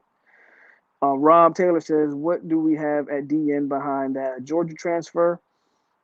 Well, if I'm not mistaken, Rob, they're moving Gaynor to pass rush. Like, they're moving Gaynor down. That Gaynor thing is a little bit weird because they never said they were moving him to DN. They just said they were going to use him as a pass rusher. So I don't like to put out that they're moving him to the defensive end because that's not what was said. What was said is they're going to use him more primarily as a pass rusher, which my assumption is you're going to put him on the edge at defensive end. You got QUASHON Fuller. You've got Derek McClendon. They also brought in Byron Turner and Patrick Payton and George Wilson. Now, the latter of those guys that I just mentioned, and Patrick Payton and George Wilson, they need to gain some weight. Chambry Jackson is another one that they brought in, who they're going to try to use him as a tweener, defensive tackle and defensive end. They've got bodies. They've got some bodies. Did Marv and Fuller work together in the past? I don't believe so. Dan Squatch. FAU problem last year was the QB position. Hell, that they had Willie Jr. back there. Perry definitely starting day one. Two big-time offensive linemen commits today. Seminoles. Polk, did see the kid that visited yesterday from Louisiana group that's a 2020. No, I did not see a 2026 kid that's already 6'5", 295. 2026 kid, which means he's what? Hold on a second. The 2022 kids are around 16 to 17. Most of them will be turning 17 to 18 by the end of this year. 2023, the 2026 kid is, what is he, 11, 10 years old? Seriously. Holy cow. Am I tripping? Is my math wrong on that? I'm not the greatest at math, I'll be completely honest with you. But if you're a 2026 kid, yeah, what are you? Like 11, 12? Absolutely nothing behind Jermaine Johnson. I like Randy Shannon as linebacker coach, but let's give Marv a chance. Shannon has always been able to recruit. That was never an issue with Miami. Development was. Side note, what happened to Blackman? Blackman went to Arkansas State, if I'm not mistaken, Mark. Blackman is going to Arkansas State. Antonio says, poor gainer. Yeah, Blackman's at Arkansas State. Quashon Fuller really changed his body. Looking bought in. Bench says, I was 6'3", 230 at 13. And this kid's 6'5", 295, man. That's insane. I think we flipped Willis. I keep hearing that. Rock. I'm the first one to say that. A lot of people think we're flipping Willis today. A lot of people feel that way. So we'll see. That would be huge. That's a 4-star linebacker out of Georgia. If we flip that, Chris Marv, the slander stops. I'm telling you. If you start flipping these linebackers, you got one of the best linebackers in South Florida at a Graham. Then you get Willis, 4-star at a Georgia. Flip him from Georgia Tech. Like DF says, I won't question Marv again until it gets to the season. I'm watching these linebackers be lost in coverage. Then I'll have a problem again. But as of right now, I won't say anything about Chris Marv. I want to see. I think they're going to use. I would use Thomas as a defensive tackle, personally, Antonio. I don't think he's a real defensive end. But I think he adds a lot to the defensive tackle rotation. You telling me he's got all that frame with that? Yeah, that's what that sounds like. A kid that young at 295, I might want to slow down his diet.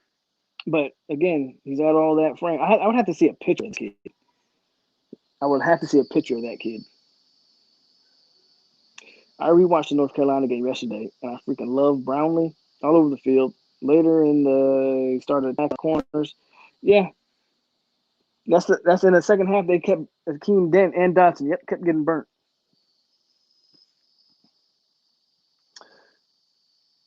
Brownlee and Jarian Jones. Jarian Jones is looking to have a bounce back year. I'm hoping for a big year from Jarian. I really am. He seems like he's 100% been bought in, working out, recruiting Tallahassee. I'm hoping for a big game, a big season from Jarian. Grandma be loving that boy so much, cooking that boy all the meals.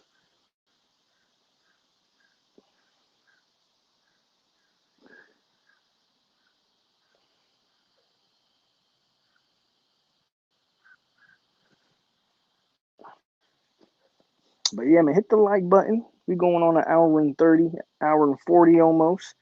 But we just talking Florida State football, baby, so I can keep this thing going. I ain't got nothing to do but sit here on the back porch and chill and relax. So as long as y'all want to keep it going, we gonna keep it going.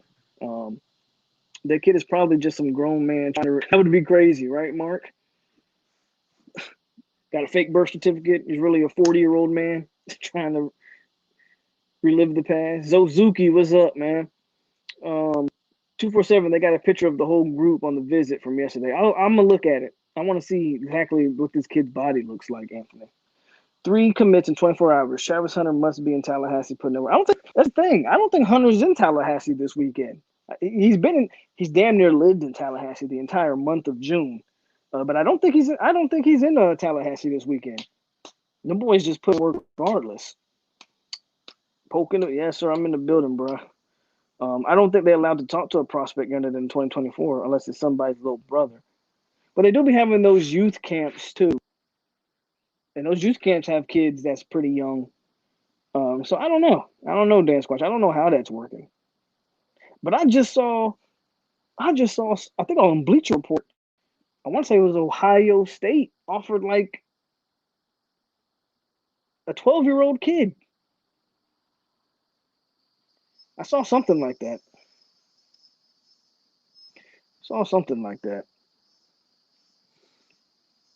Mackenzie Milton's accuracy is underrated. I don't know if his accuracy is underrated. I think if he's healthy, I think people know exactly what you're getting in Mackenzie Milton, and that's a damn good quarterback. Do you think we get 2 more commits before the end of the weekend? I say we get 3. This momentum is going crazy. Somebody asked a question over or under on the 1.5. As a matter of fact, I think, yeah, we're already at one. I think we've got 3 in 24 hours. From this point on, I think we might get 2 more. I think we might get 2 more. Hunter back in Georgia getting ready for the season. Yeah. That was the whole thing with those youth camps. That was the whole thing with those youth camps, weren't violating the dead period. Okay.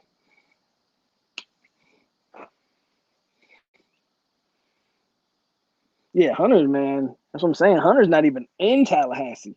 He's pretty much been in Tallahassee every weekend, but this one he's not. Them kids are still committed.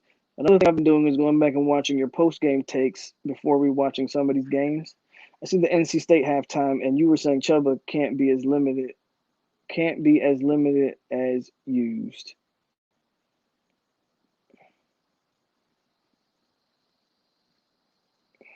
I would have to go back and watch that. I haven't rewatched that game to know exactly what I was probably referring to, Antonio.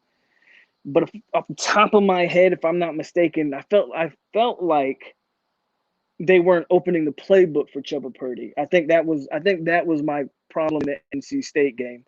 If I go back and try to just remember off the top of my head, I felt like they weren't utilizing Purdy in the best effective way. They were just, I think that's where I was coming from with that.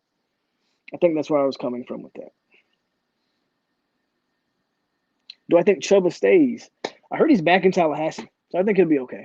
I heard he's back in Tallahassee. We limited him to short screen passes.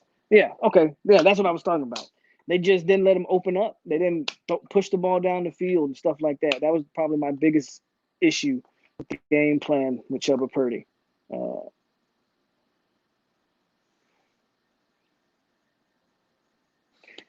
They weren't recruits, so if they on 24/7 photo, it's some recruit's guess. Okay, so they might not be officially recruits, but like you said, they could be a little brother or a little cousin of an actual recruit. So that does make more sense. Damn Squatch. It says, yeah, that was it. And then he started making plays once we opened up.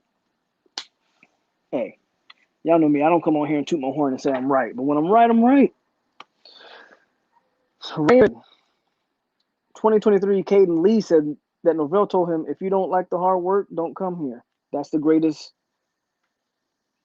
What else do you want? I love it, Raymond. That's exactly what he should be preaching to these kids. You don't want to work hard, if you don't want the competition, don't come here. 5 commit, dang. And FSU is coming off a 3-6 season. Imagine if they start winning. I think a lot of offensive linemen are jumping on board, but how many can we take? I think we're going to take 5. That's why I said I think we got 3. I don't think those 3 are going anywhere. Now you can be picky with the last 2 spots. You can put all your, I don't want to say all your chips, but you can go hard on Armelia and Pritchett and even some of the other guys, right? But you can be a little bit picky down the stretch because you've really filled out, like, even at worst, if you miss on some of the big ones, you still have 2 4-star offensive tackles committed. So what's the worst that happens? Let's say you miss out on Pritchett and Armelia and some of these guys. Okay, so you go after some 3-star guys to finish out the class. That's still a solid offensive line class. So, as I'm saying, they can be a little bit picky down the stretch. 5 O-linemen, 3 running backs, 2 running backs. How important do you think this is for Mike Norvell, or just? I mean, let's talk about for Florida State. This season is extremely important. Because FSU hasn't looked this bad in my lifetime. And I was around during the lost decade when Bobby Bowden was on his last legs, right? So, and we never looked like we looked last year. So this season is important for sure.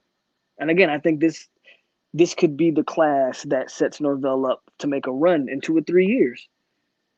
Look at where the class is now, number 5. And if you finish, you got one of the top quarterbacks in the country in AJ Duffy is one of the top 5 quarterbacks in the country. Dual threat or pocket passers. No denying that, right? I'm trying to get my hand in the damn top five. You got the top one of a top five quarterback already committed, not taking visits. You got the second best player overall, who I think is the best player overall, but I get why a quarterback would be ranked ahead of him, and Travis Hunter. You got three offensive linemen, two blue chips offensive linemen, and one pretty good prospect in Charlton already committed. Got a blue chip defensive lineman. Another 5-star in Sam McCall, who's an athlete who could play either receiver or DB. Yeah, this class, if finished correctly, if finished strong, could be the class that we're talking about in 2024, 2025, and FSU's trying to make a playoff run. Legit. I don't think I'm capping when I say that or being biased. I think that's legit. You got to finish it off, though. You got to finish it strong. What up, Chris, all the way from Orlando? Hey, I'm right down the road. I'm 45 minutes from you, man. The I-4 is always backed up, so I don't like driving on it. I was just in Orlando at the Twin Peaks.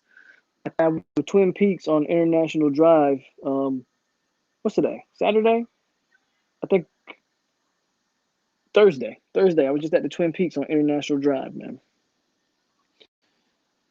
And I hate driving to Orlando because I-4 is always backed up. Notre Dame, it's not right. It's not make or break, but it's make or break if you get embarrassed, then that Notre Dame game can definitely break you. You can have all the momentum in the world, and if you go out there game one and get embarrassed against Notre Dame, yeah, these kids are going to be like, oh, this is the same shit we saw last year. Yeah, I'm not sticking around for that. And at the same time, if you go out there and handle your business against Notre Dame, everybody's feeling good. If Travis produces anything close to Ramsey, we're 100% headed back to Mecca status.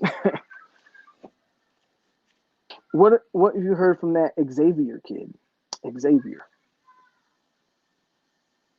You talking about Xavier Peterson? Is that who you're talking about, Wanda?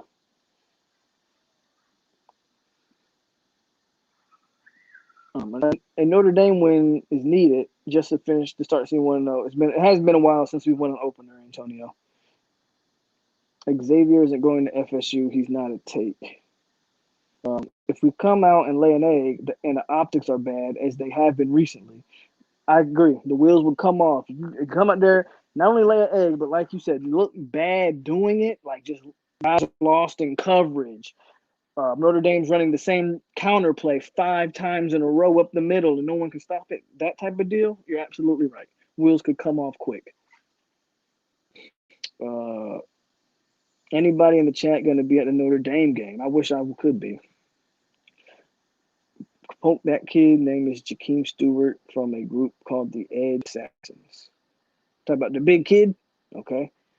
Gun to head, who's the QB game one? That's not gun to head. QB's game one is Mackenzie Milton. That's not even a question. That's not even a debate. You don't got to put a gun to my head to say, hey, Mackenzie Milton is QB1 right now. Mackenzie Milton was QB1 the minute that spring game ended. Period.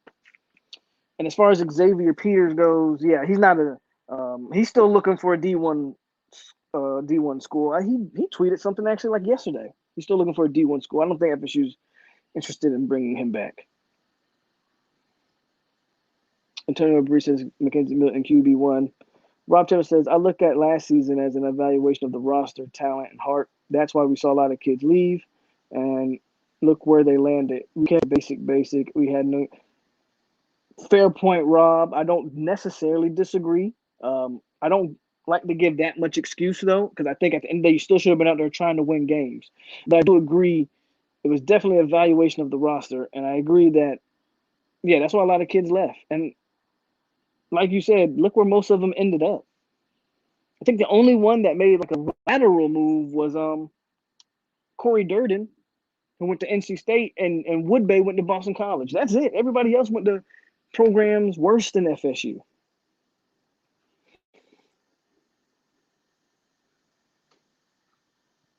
Honestly, we need to be scheduling easier matchups on game ones. I keep hearing this argument too. And for the next 10 years, yeah, we don't have any easier matchups coming in the next few years. So I think I heard somewhere Notre Dame plan on joining the ACC in 2023. I think T2I was talking about that. My question would be if Notre Dame is officially going to finally join the ACC, which their basketball team is already an ACC school. My question would be, who are they going to bring with them? Now, I would assume if you plan on keeping the conferences the same, or excuse me, the divisions the same, Notre Dame would go to the Coastal because the Atlantic already has Florida State and Clemson. The Coastal just has the Coastal is a carousel. Every year it's someone different from the Coastal, whether it's North Carolina, Duke, Virginia Tech. I would say Miami, but y'all never make it. But you get what I'm saying. I think you probably put them in the Coastal. Now my question is, who would you bring to the? You try to even out the conferences, or do you just get rid of the divisions altogether and just the best two records at the end of the season playing the conference championship? Kind of like what the Big 12 does, right? The Big 12 does something like that, where they just the best two records playing the conference championship. That'd be interesting to see. But I like it. Anything that gives, again, I'm not an ACC fanboy. I don't root for the ACC. I can care less. But the reality is, conference has a lot to do with, especially with the playoffs expanding. The harder a conference is, the harder the more recognition that conference has, the more likely that conference will get more than just one playoff representative. So I'm for it. Hell, if Notre Dame can help generate money to the ACC, that'll help every school in the ACC as well. So I'm for it. Hold on, chat jumped on me, guys. Four-dimensional class. Sell Milton, and run wild trap 3 quarters against Notre Dame. We can lose Notre Dame and be fine. We just can't look like we have no clue. Alabama's going to drop 60 on the Canes week 1. The DB that left and went to Penn State, that was A.J. Lighton. Yeah, he went to Penn State. Congratulations to A.J. for finding the school, by the way. Jordan Travis got to prove he can last the whole game. He's fragile. Notre Dame won't join with the proposed 12-team expansion. They go 10-2, 11-1 every year, and they play a home game.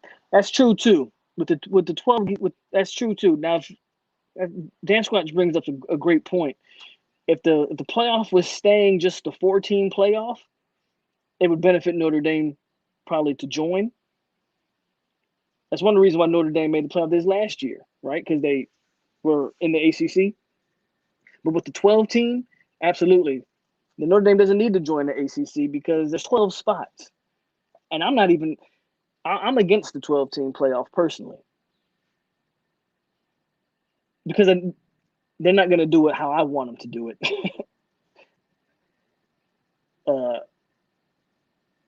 It's going to be 12 random teams where I think it should be, again, correct me if I'm wrong, but there's 10 there's the Power 5 and the Group of 5. There's 10 major conferences in college football. I'm okay with the 12-man playoff if you're telling me that 10 teams, the 10 conference winners are going to be guaranteed playoff spots. I don't care if it's FAU, Texas State. If you win your conference in a 12-man playoff, a 12-team playoff at D1 football, you should be in that playoff, regardless of your conference. And then give me 2 at-larges. I'm much more comfortable with a committee picking 2 teams instead of picking an entire 12-man team. There's going to be so much bias in picking those 12 teams. But Dan Squatch makes a great point. With a 12-man expansion, Notre Dame, they could lose 1 or 2 games, and they're going to be in the playoff every year, guaranteed, because their name's Notre Dame. How many wide receivers you think we take in this class? 2 or 3. Because no non-conference champs can't get the bye. What are going on, Michael? How many Titans do you think we take in this class? How many Titans? What you mean? Milton is QB1 as far as I'm concerned, but Travis will not be on the bench. They got to use him. I agree with you, Wayne. Got to use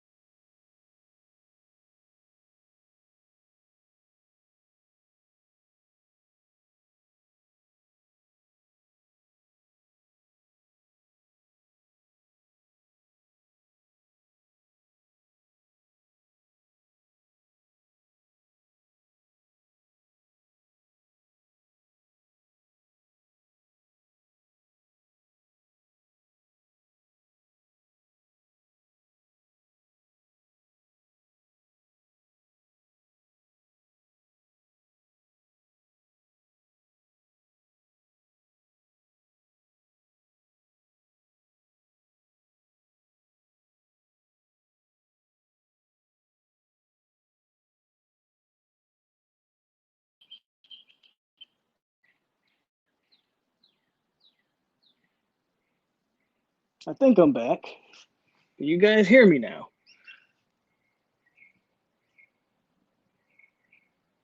Give me a thumbs up if you guys can hear me. Hey, I'm back. All right. My bad, man. Technical difficulties. That Polk County internet. I'm telling you. Polk County internet does it to you. We lost like 20 people just because of that. Appreciate it. Okay, I'm back. All right. I forgot what I was talking about. I think I was talking about Notre Dame bringing a lot of money to the ACC, and that's why I'm all for it. So, yeah, I'm for Notre Dame. Trey McKitty went to UGA. Okay. He's in the NFL now, but yeah, he did go to UGA. I'm glad that 22 class looked like old FSU football players. From Tamika Softner. It's my first time seeing you here, I think, if I'm saying that right, Tamika. So shout out to you. If you haven't, subscribe. How many tight ends do we have? Apparently, we're going to take about 2. If Brian Courtney is indeed a tight end, I think we'll take 2. Go listen to the Cover 3 pod. Bud put it right. The director played it like a fiddle. Top 4 conference champs get a bye. They make millions of dollars off that home game against the 12. Michael says, how's the defense looking this season? We won't know until we play a game, Mike. Yep, I was me. I think they should do away with the divisions. Judge Juno said that. And everybody telling me they can't hear me. For 2022, I like Travis. I just don't think it's sustainable. It's hard for him to last one full game healthy versus AJ Duffy, whose game style probably allows him to stay on the field. For 2022, we'll see what happens with that. Travis, I'm not gonna write Travis off for 2022. Milton's the guy this year, but for 2022, I'm not gonna write Jordan Travis off. Jordan Travis is gonna learn a lot from Mackenzie Milton this year. ACC will have to match or beat NBC money to make Notre Dame a permanent football member. Notre Dame has been eating from the NBC contract since the early 90s. It's time for them to force to the ACC. Missed some. Did we get the 4th one yet? Seems like Dillingham was on Twitter saying we were. Haven't heard anything yet, but we've got 3 so far. But again, you guys keep posted on the 4th one. I'm back. All right, cool. Mike dropping the money bag Mike, baby. Money bag Mike. Mike says, shake my head, facts. If I thought FSU was broke, how can they drop bags? You can, well, first of all, they're not broke. I talked about this before. If you think they're broke, I want you to go check for the state's boosters and tell me that they're broke. They're raising over $100 million and they continue to reach their goal. And Florida State's not broke, as people would like to say. That's, whatever. But we'll see. The Noles need to recruit a starting blue chip. We got Todd. We got 2 O-line blue chippers. Have you not heard? QUASHON, SAPP, and Ba. So we got 2 now. Do I know if they're going to could they start day 1 next year? I think SAPP could see the field next year. Not too sure about the other one. By the way, how you doing, Todd? Hey, man, a good day to be a Seminole. SAPP and Williams were both big time. We needed this one bad. What's going on, Priscilla? I'm chilling. As you can see, I'm chilling. I'm still in Florida, by the way. Chilling, though. No, sir. All of media talk. FSU's got plenty of money. Right. Now, whether or not they're cheap with it is a different story. But FSU has money.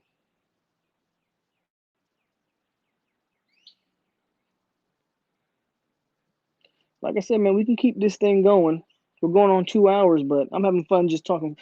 Haven't done Florida State football talk in a while, so I'm having fun with it. And there's just so much to talk about and so much to be excited about. So if you want me to keep this, we're going 2 hours and 3 minutes. We had a little bit of technical difficulties. But if y'all want to keep it moving, give me a thumbs up or something, and we can keep this thing going. If not, we can call it a night right here. I'm down either way. We get that Disney money, it's gonna be over. If anybody gets that Disney money, I don't think we get Williams from Mississippi State schools. And here at the end, I thought UGA might steal SAPP.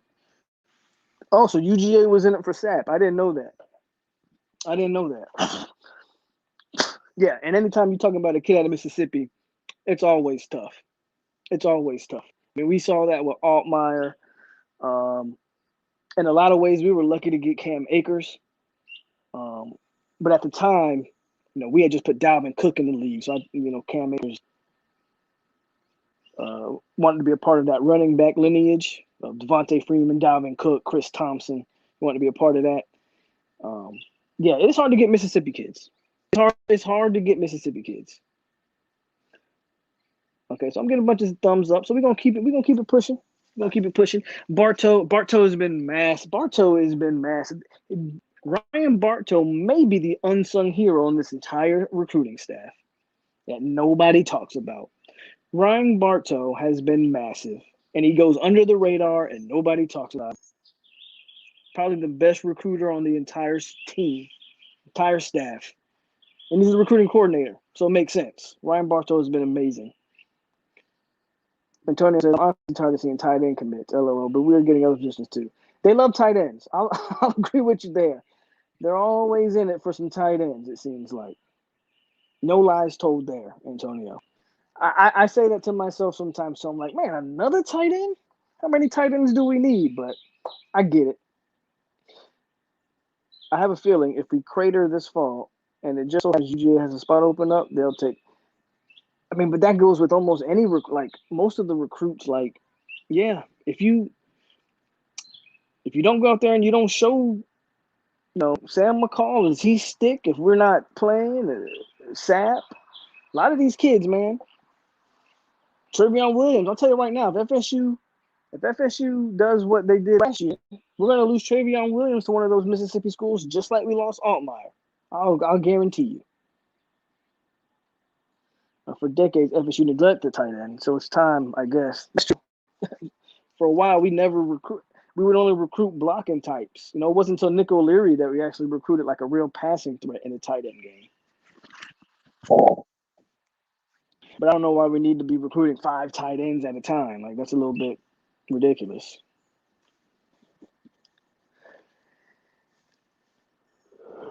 But I guess they're hedging their bets in case Skinner doesn't commit. I heard the Jones kid helped recruit Trevion Williams. Yep, talked about that earlier, Panama. Jarian Jones was definitely in on the Trevion Williams commitment. Definitely. Jarian Jones, Chris Marv, probably the 2 biggest reasons for Trevion. The reason SAPP commits now, so he can lock up his spot in the year where teams are taking less high school kids. 20 tight ends on deck.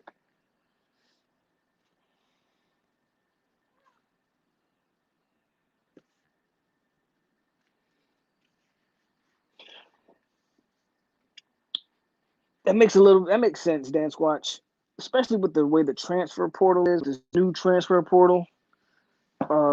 Kids might be committing earlier because if you don't lock up your spot, like you said, everybody has that one-time transfer rule where they go wherever they want.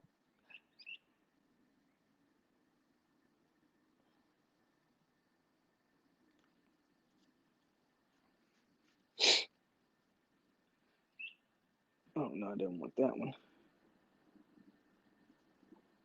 Woodson got Williams to come to camp, and he got offered.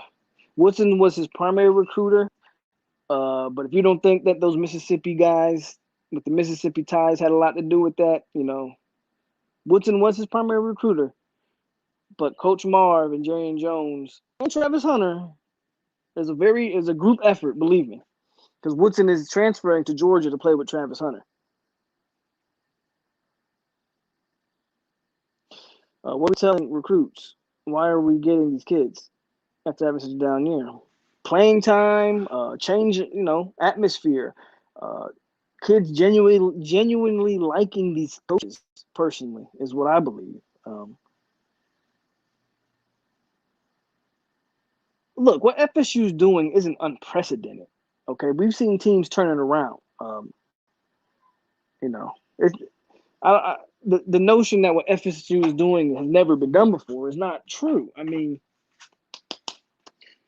Gus Malzahn took Auburn to a national championship after only winning 3 or 4 games the year before with Gene Chizik. They only won 3 or 4 games. Gus Malzahn came in the next year, took them to a national championship. Now they lost to us, but you get my point, right? What's happening isn't unprecedented. Culture, atmosphere, vibes, chemistry, all that stuff plays into recruiting. These kids genuinely like these coaches. I think that has a lot to do with it.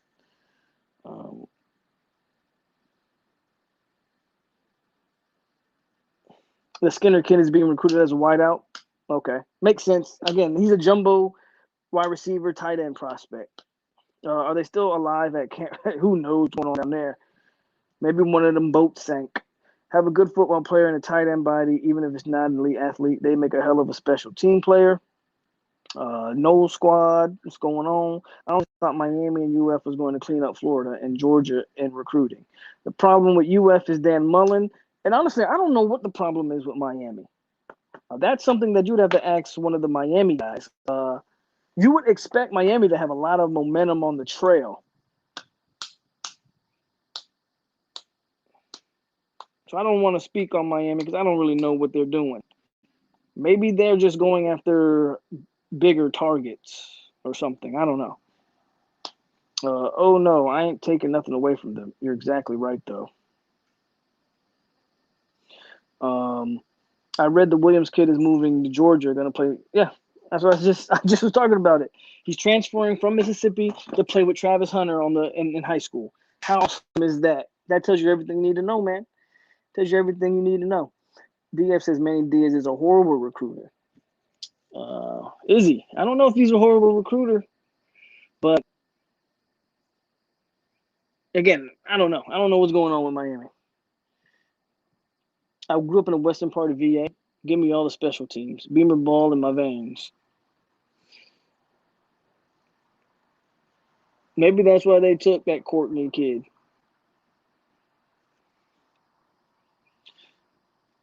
For special teams.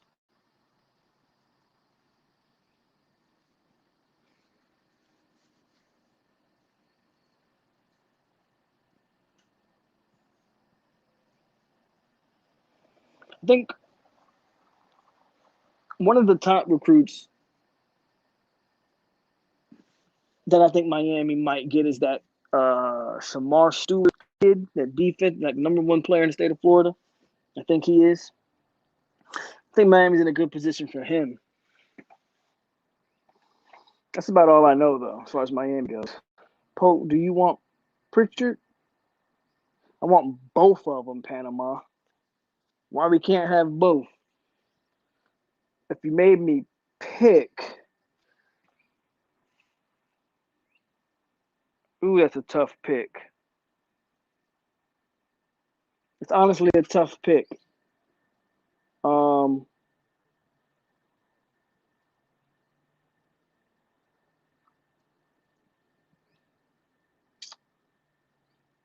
I know a lot of people think Armella is overrated in some degree, some aspects, and some aspects I do agree with that.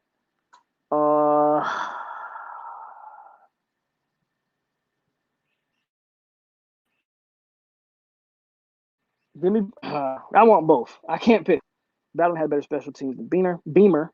Hey, Ashburn, where country is from, is big time football. Is high school Independence plays Stonebridge, where Jonathan Allen comes from. And Jay Black says Webb should have learned from Peters.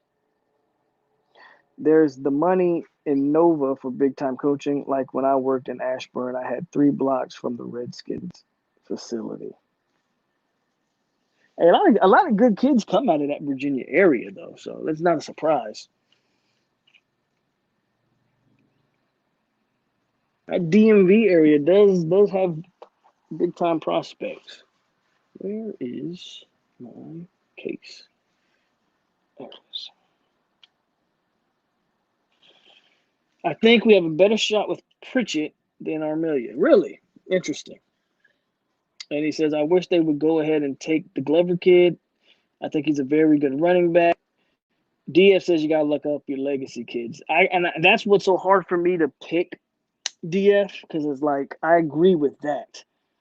I think Pritchett might be the better player, but I feel like when you have a blue chip legacy,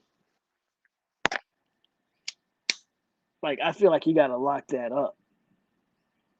I feel like you gotta lock that up.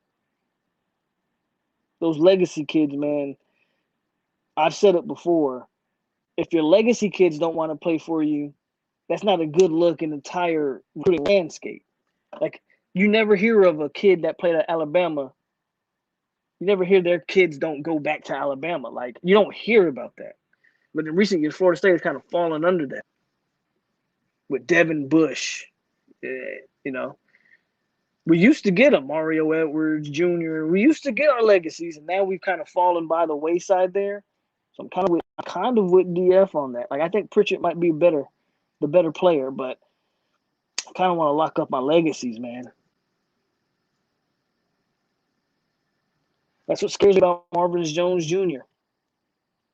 Like he is like your name is Marvin Jones. You're supposed to be a Seminole. Period. When Devin Bush Jr. went to Michigan, yeah, man, makes you sick. They need to get Tolan so bad. Webb definitely should have stayed. Norvell has put many running backs in the league. So has FSU. But now we don't need him. Yeah, we don't need him. DJ might be better than Webb. We'll see, though. Les Cooper says, what up, Pope? Might have missed it, but how do you see us finishing at DN with yesterday's commitment and the number's not as high next year as this one? Kelly, or I think you can finish with 3. There's no reason why, in my opinion, you can't have Kelly and Marvin Jones Jr. But if you make me pick one, I want Marvin Jones Jr. And that's not a knock on Nigel Leak at all. Nigel Kelly is a beast. But if you make me pick one, I want Marvin Jones Jr. Period. I feel better about Shade Tree Jr. as well, man. But yeah, if you make me pick it, I keep forgetting though that we do have Aaron Hester, who's projected as a defensive end. So that's a good point, Les. You're talking about a defensive end class of Aaron Hester. I don't know why I call him Aaron Hester Jr., but Aaron Hester, Travion Williams, and Marvin Jones Jr. But then again, I also think Travion Williams could eventually move inside. I don't think he's solidified as a defensive end. So, hey, you recruit bodies and we'll figure it out. It's okay, I look at it. But yeah, we do already have Hester. I forgot about Hester. That's my fault. Either way, we're gonna have a good class at the defensive end spot.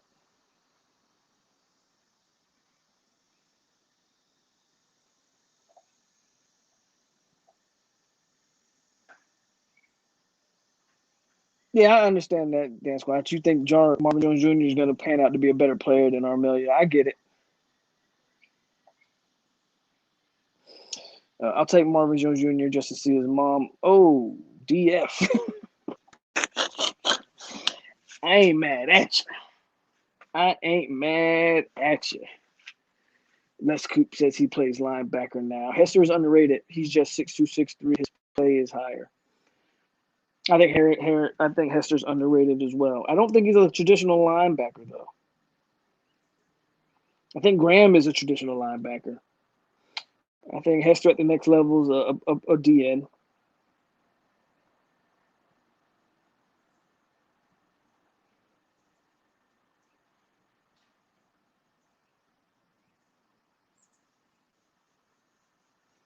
I didn't know Marvin Jones Jr.'s mom was a Miami alum.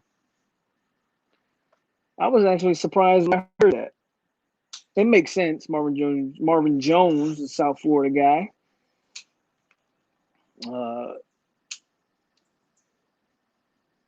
Second QB this year. I don't think Florida State's going to be in a rush to take a second quarterback as of right now until maybe after the early signing period. And then they might look to get like a a guy that kind of slipped, maybe someone they can kind of go all in on. I think they're going to wait till they sign A.J. Duffy and then maybe go after another quarterback. I don't think they're in a rush for a second quarterback. I still think they're going to take another one.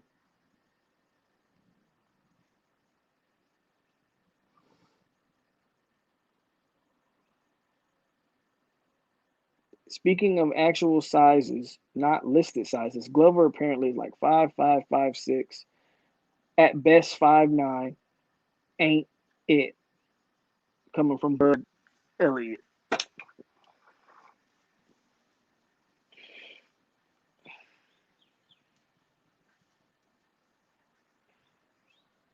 UCF. Who's that? Who you talking about, Les? I just checked the Vegas line.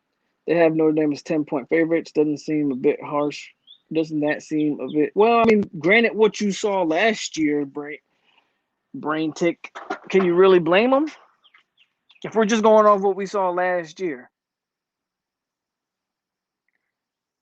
10-point spread is about what I would.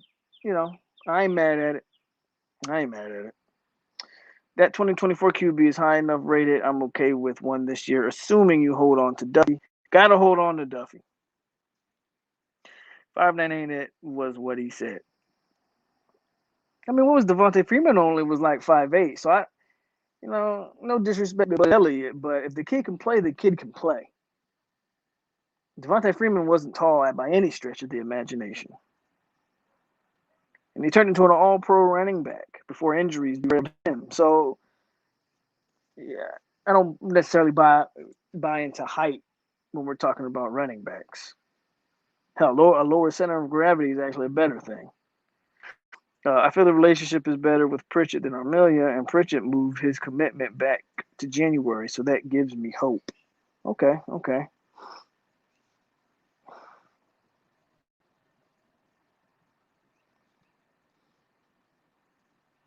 Yeah, that Parsons kid. I know who you're talking about. 5'9" is fine for running back. That's what Emmitt Smith was. I mean, if I'm not worried about, again, no disrespect to Bud, but 5'9" is not an issue when you're talking about running backs.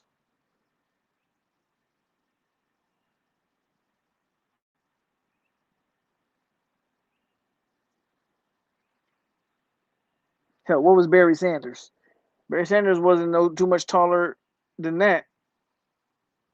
You can go down a list of running backs who were short and pretty damn good.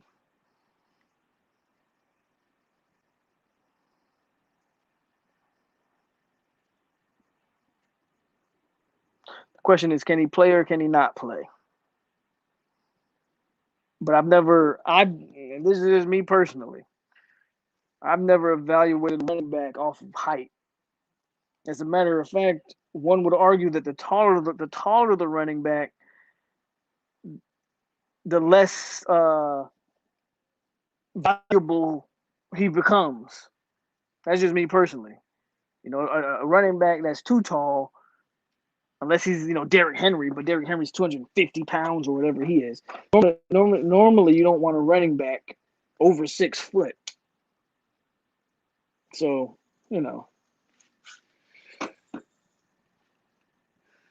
don't agree with Bud on that one at all. Tommy Castellanos. I remember we were recruiting him before he committed to UCF.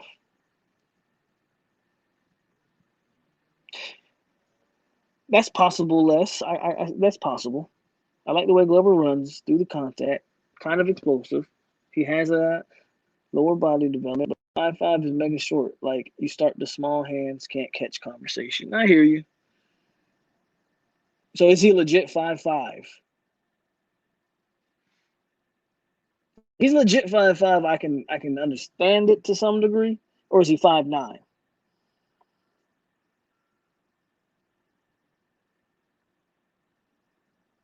POLK, to me, Hester might be in the same spot as Gainer, and they're not knowing what to do with him, especially if we were to get Shade Tree Jr. and if Kelly wanted back in. I'd much rather have a guy like a Hester or a Gainer, and we can figure out what to do with them than not have them. Santana Fleming just said FSU is the best visit he's been to. We'll see if he pops. Damn, just look at work done. He was 5'7". Like he is 5'5" or 5'6". It's no way 5'7" or 5'8". No way, no how. But he's listed at 5'9". So they're saying he's about 4 inches really shorter than what he's listed at. Okay. I mean, again, I still don't agree with the criticism from this aspect of it. If you were bringing him to be your number one running back at 5'5", then yeah, I get that. Because like you said, talking small hands, catching out of the backfield, maybe fumble problems with the small hands. That's some legit criticism. That's some legit skepticism. But you're talking about a staff that literally rotates 3 to 4 running backs a game. Glover would just be another rotation piece. He wouldn't be your main threat at running back. So you would use him. You would use him where he fits, in my opinion. You would use Glover in the best situations. You wouldn't try to use him out of the backfield to catch passes or anything like that.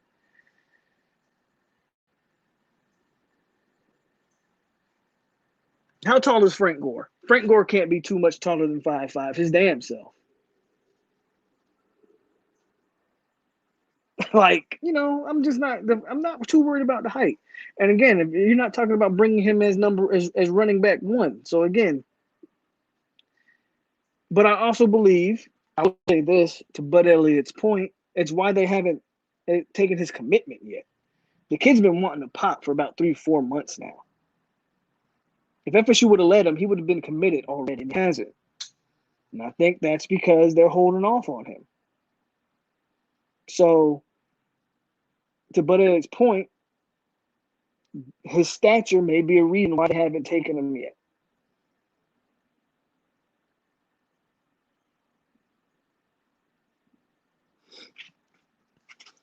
Dan Squatch says, Glover been my guy. If Barnes commits somewhere this weekend, take Glover immediately for my money. Okay. And Cook, I think Dalvin is a legit. I think Dalvin's a legit 6 foot. I think somebody can Google that. I think Dalvin's a legit 6 foot. Or I could be wrong. Dalvin's no shorter than 5'10". At worst, Dalvin's 5'10". Has to be. But I think Dalvin's a legit 6 foot. Polk, check out highlights and you judge. I like Austin, but I don't know if he will get. Yeah, he's in love with LSU. I don't know if we'll get Austin either. I don't know if we'll get him either. He's in love with LSU. Good player though.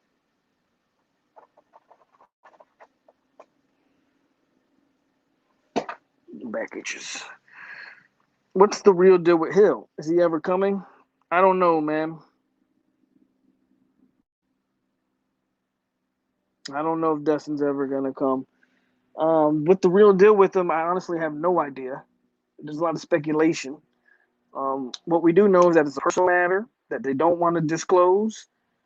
And some people believe that once he turns 18, he will be at Florida State. At this point, me personally, I don't expect Dustin Hill to be a Seminole until I see differently. There's something weird going on. I don't know it. I don't know if it's a family thing or they don't want him to leave Louisiana. Or what I'm confident in saying is I don't think Dustin Hill doesn't want to be a Seminole. I think if Dustin Hill didn't want to be a Seminole, then we would just come out and say that and be dead with it. I think whether he's fighting with family or maybe even something a little bit more personal, that could be the issue with Dustin Hill. That gives me some confidence that maybe once he does turn 18, he just does what he wants to do and goes. But as of right now, I don't expect him to play this year at all. And if you made me bet money on it, I don't think we ever see him in a similar uniform. Would love to be wrong though. I would love to be wrong because I've been very high on Dustin Hill. Frank is listed at 5'9". He's listed at 5'9". Like there's like, come on, we've all seen Dalvin Cook and Frank Gore. There's no way you can tell me Frank Gore is 1 inch shorter than Dalvin Cook.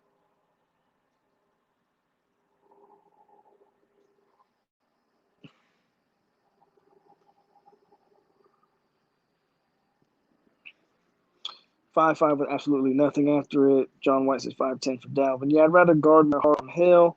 His parents probably didn't sign his commitment since he's 17, he can't leave Louisiana.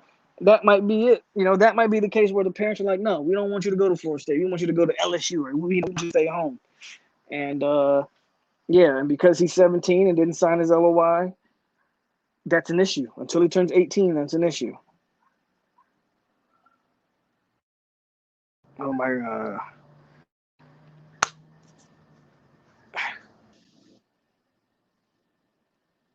Can y'all hear me? My AirPod had died on me.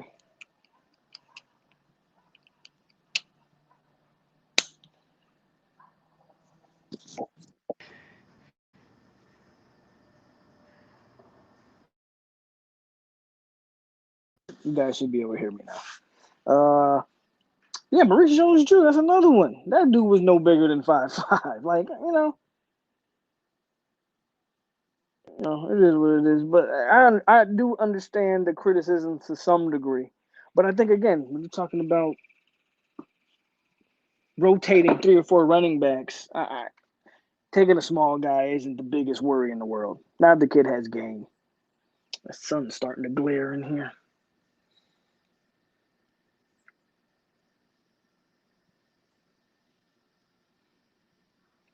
Right, because that dude was a midget, but he was built like a bowling ball.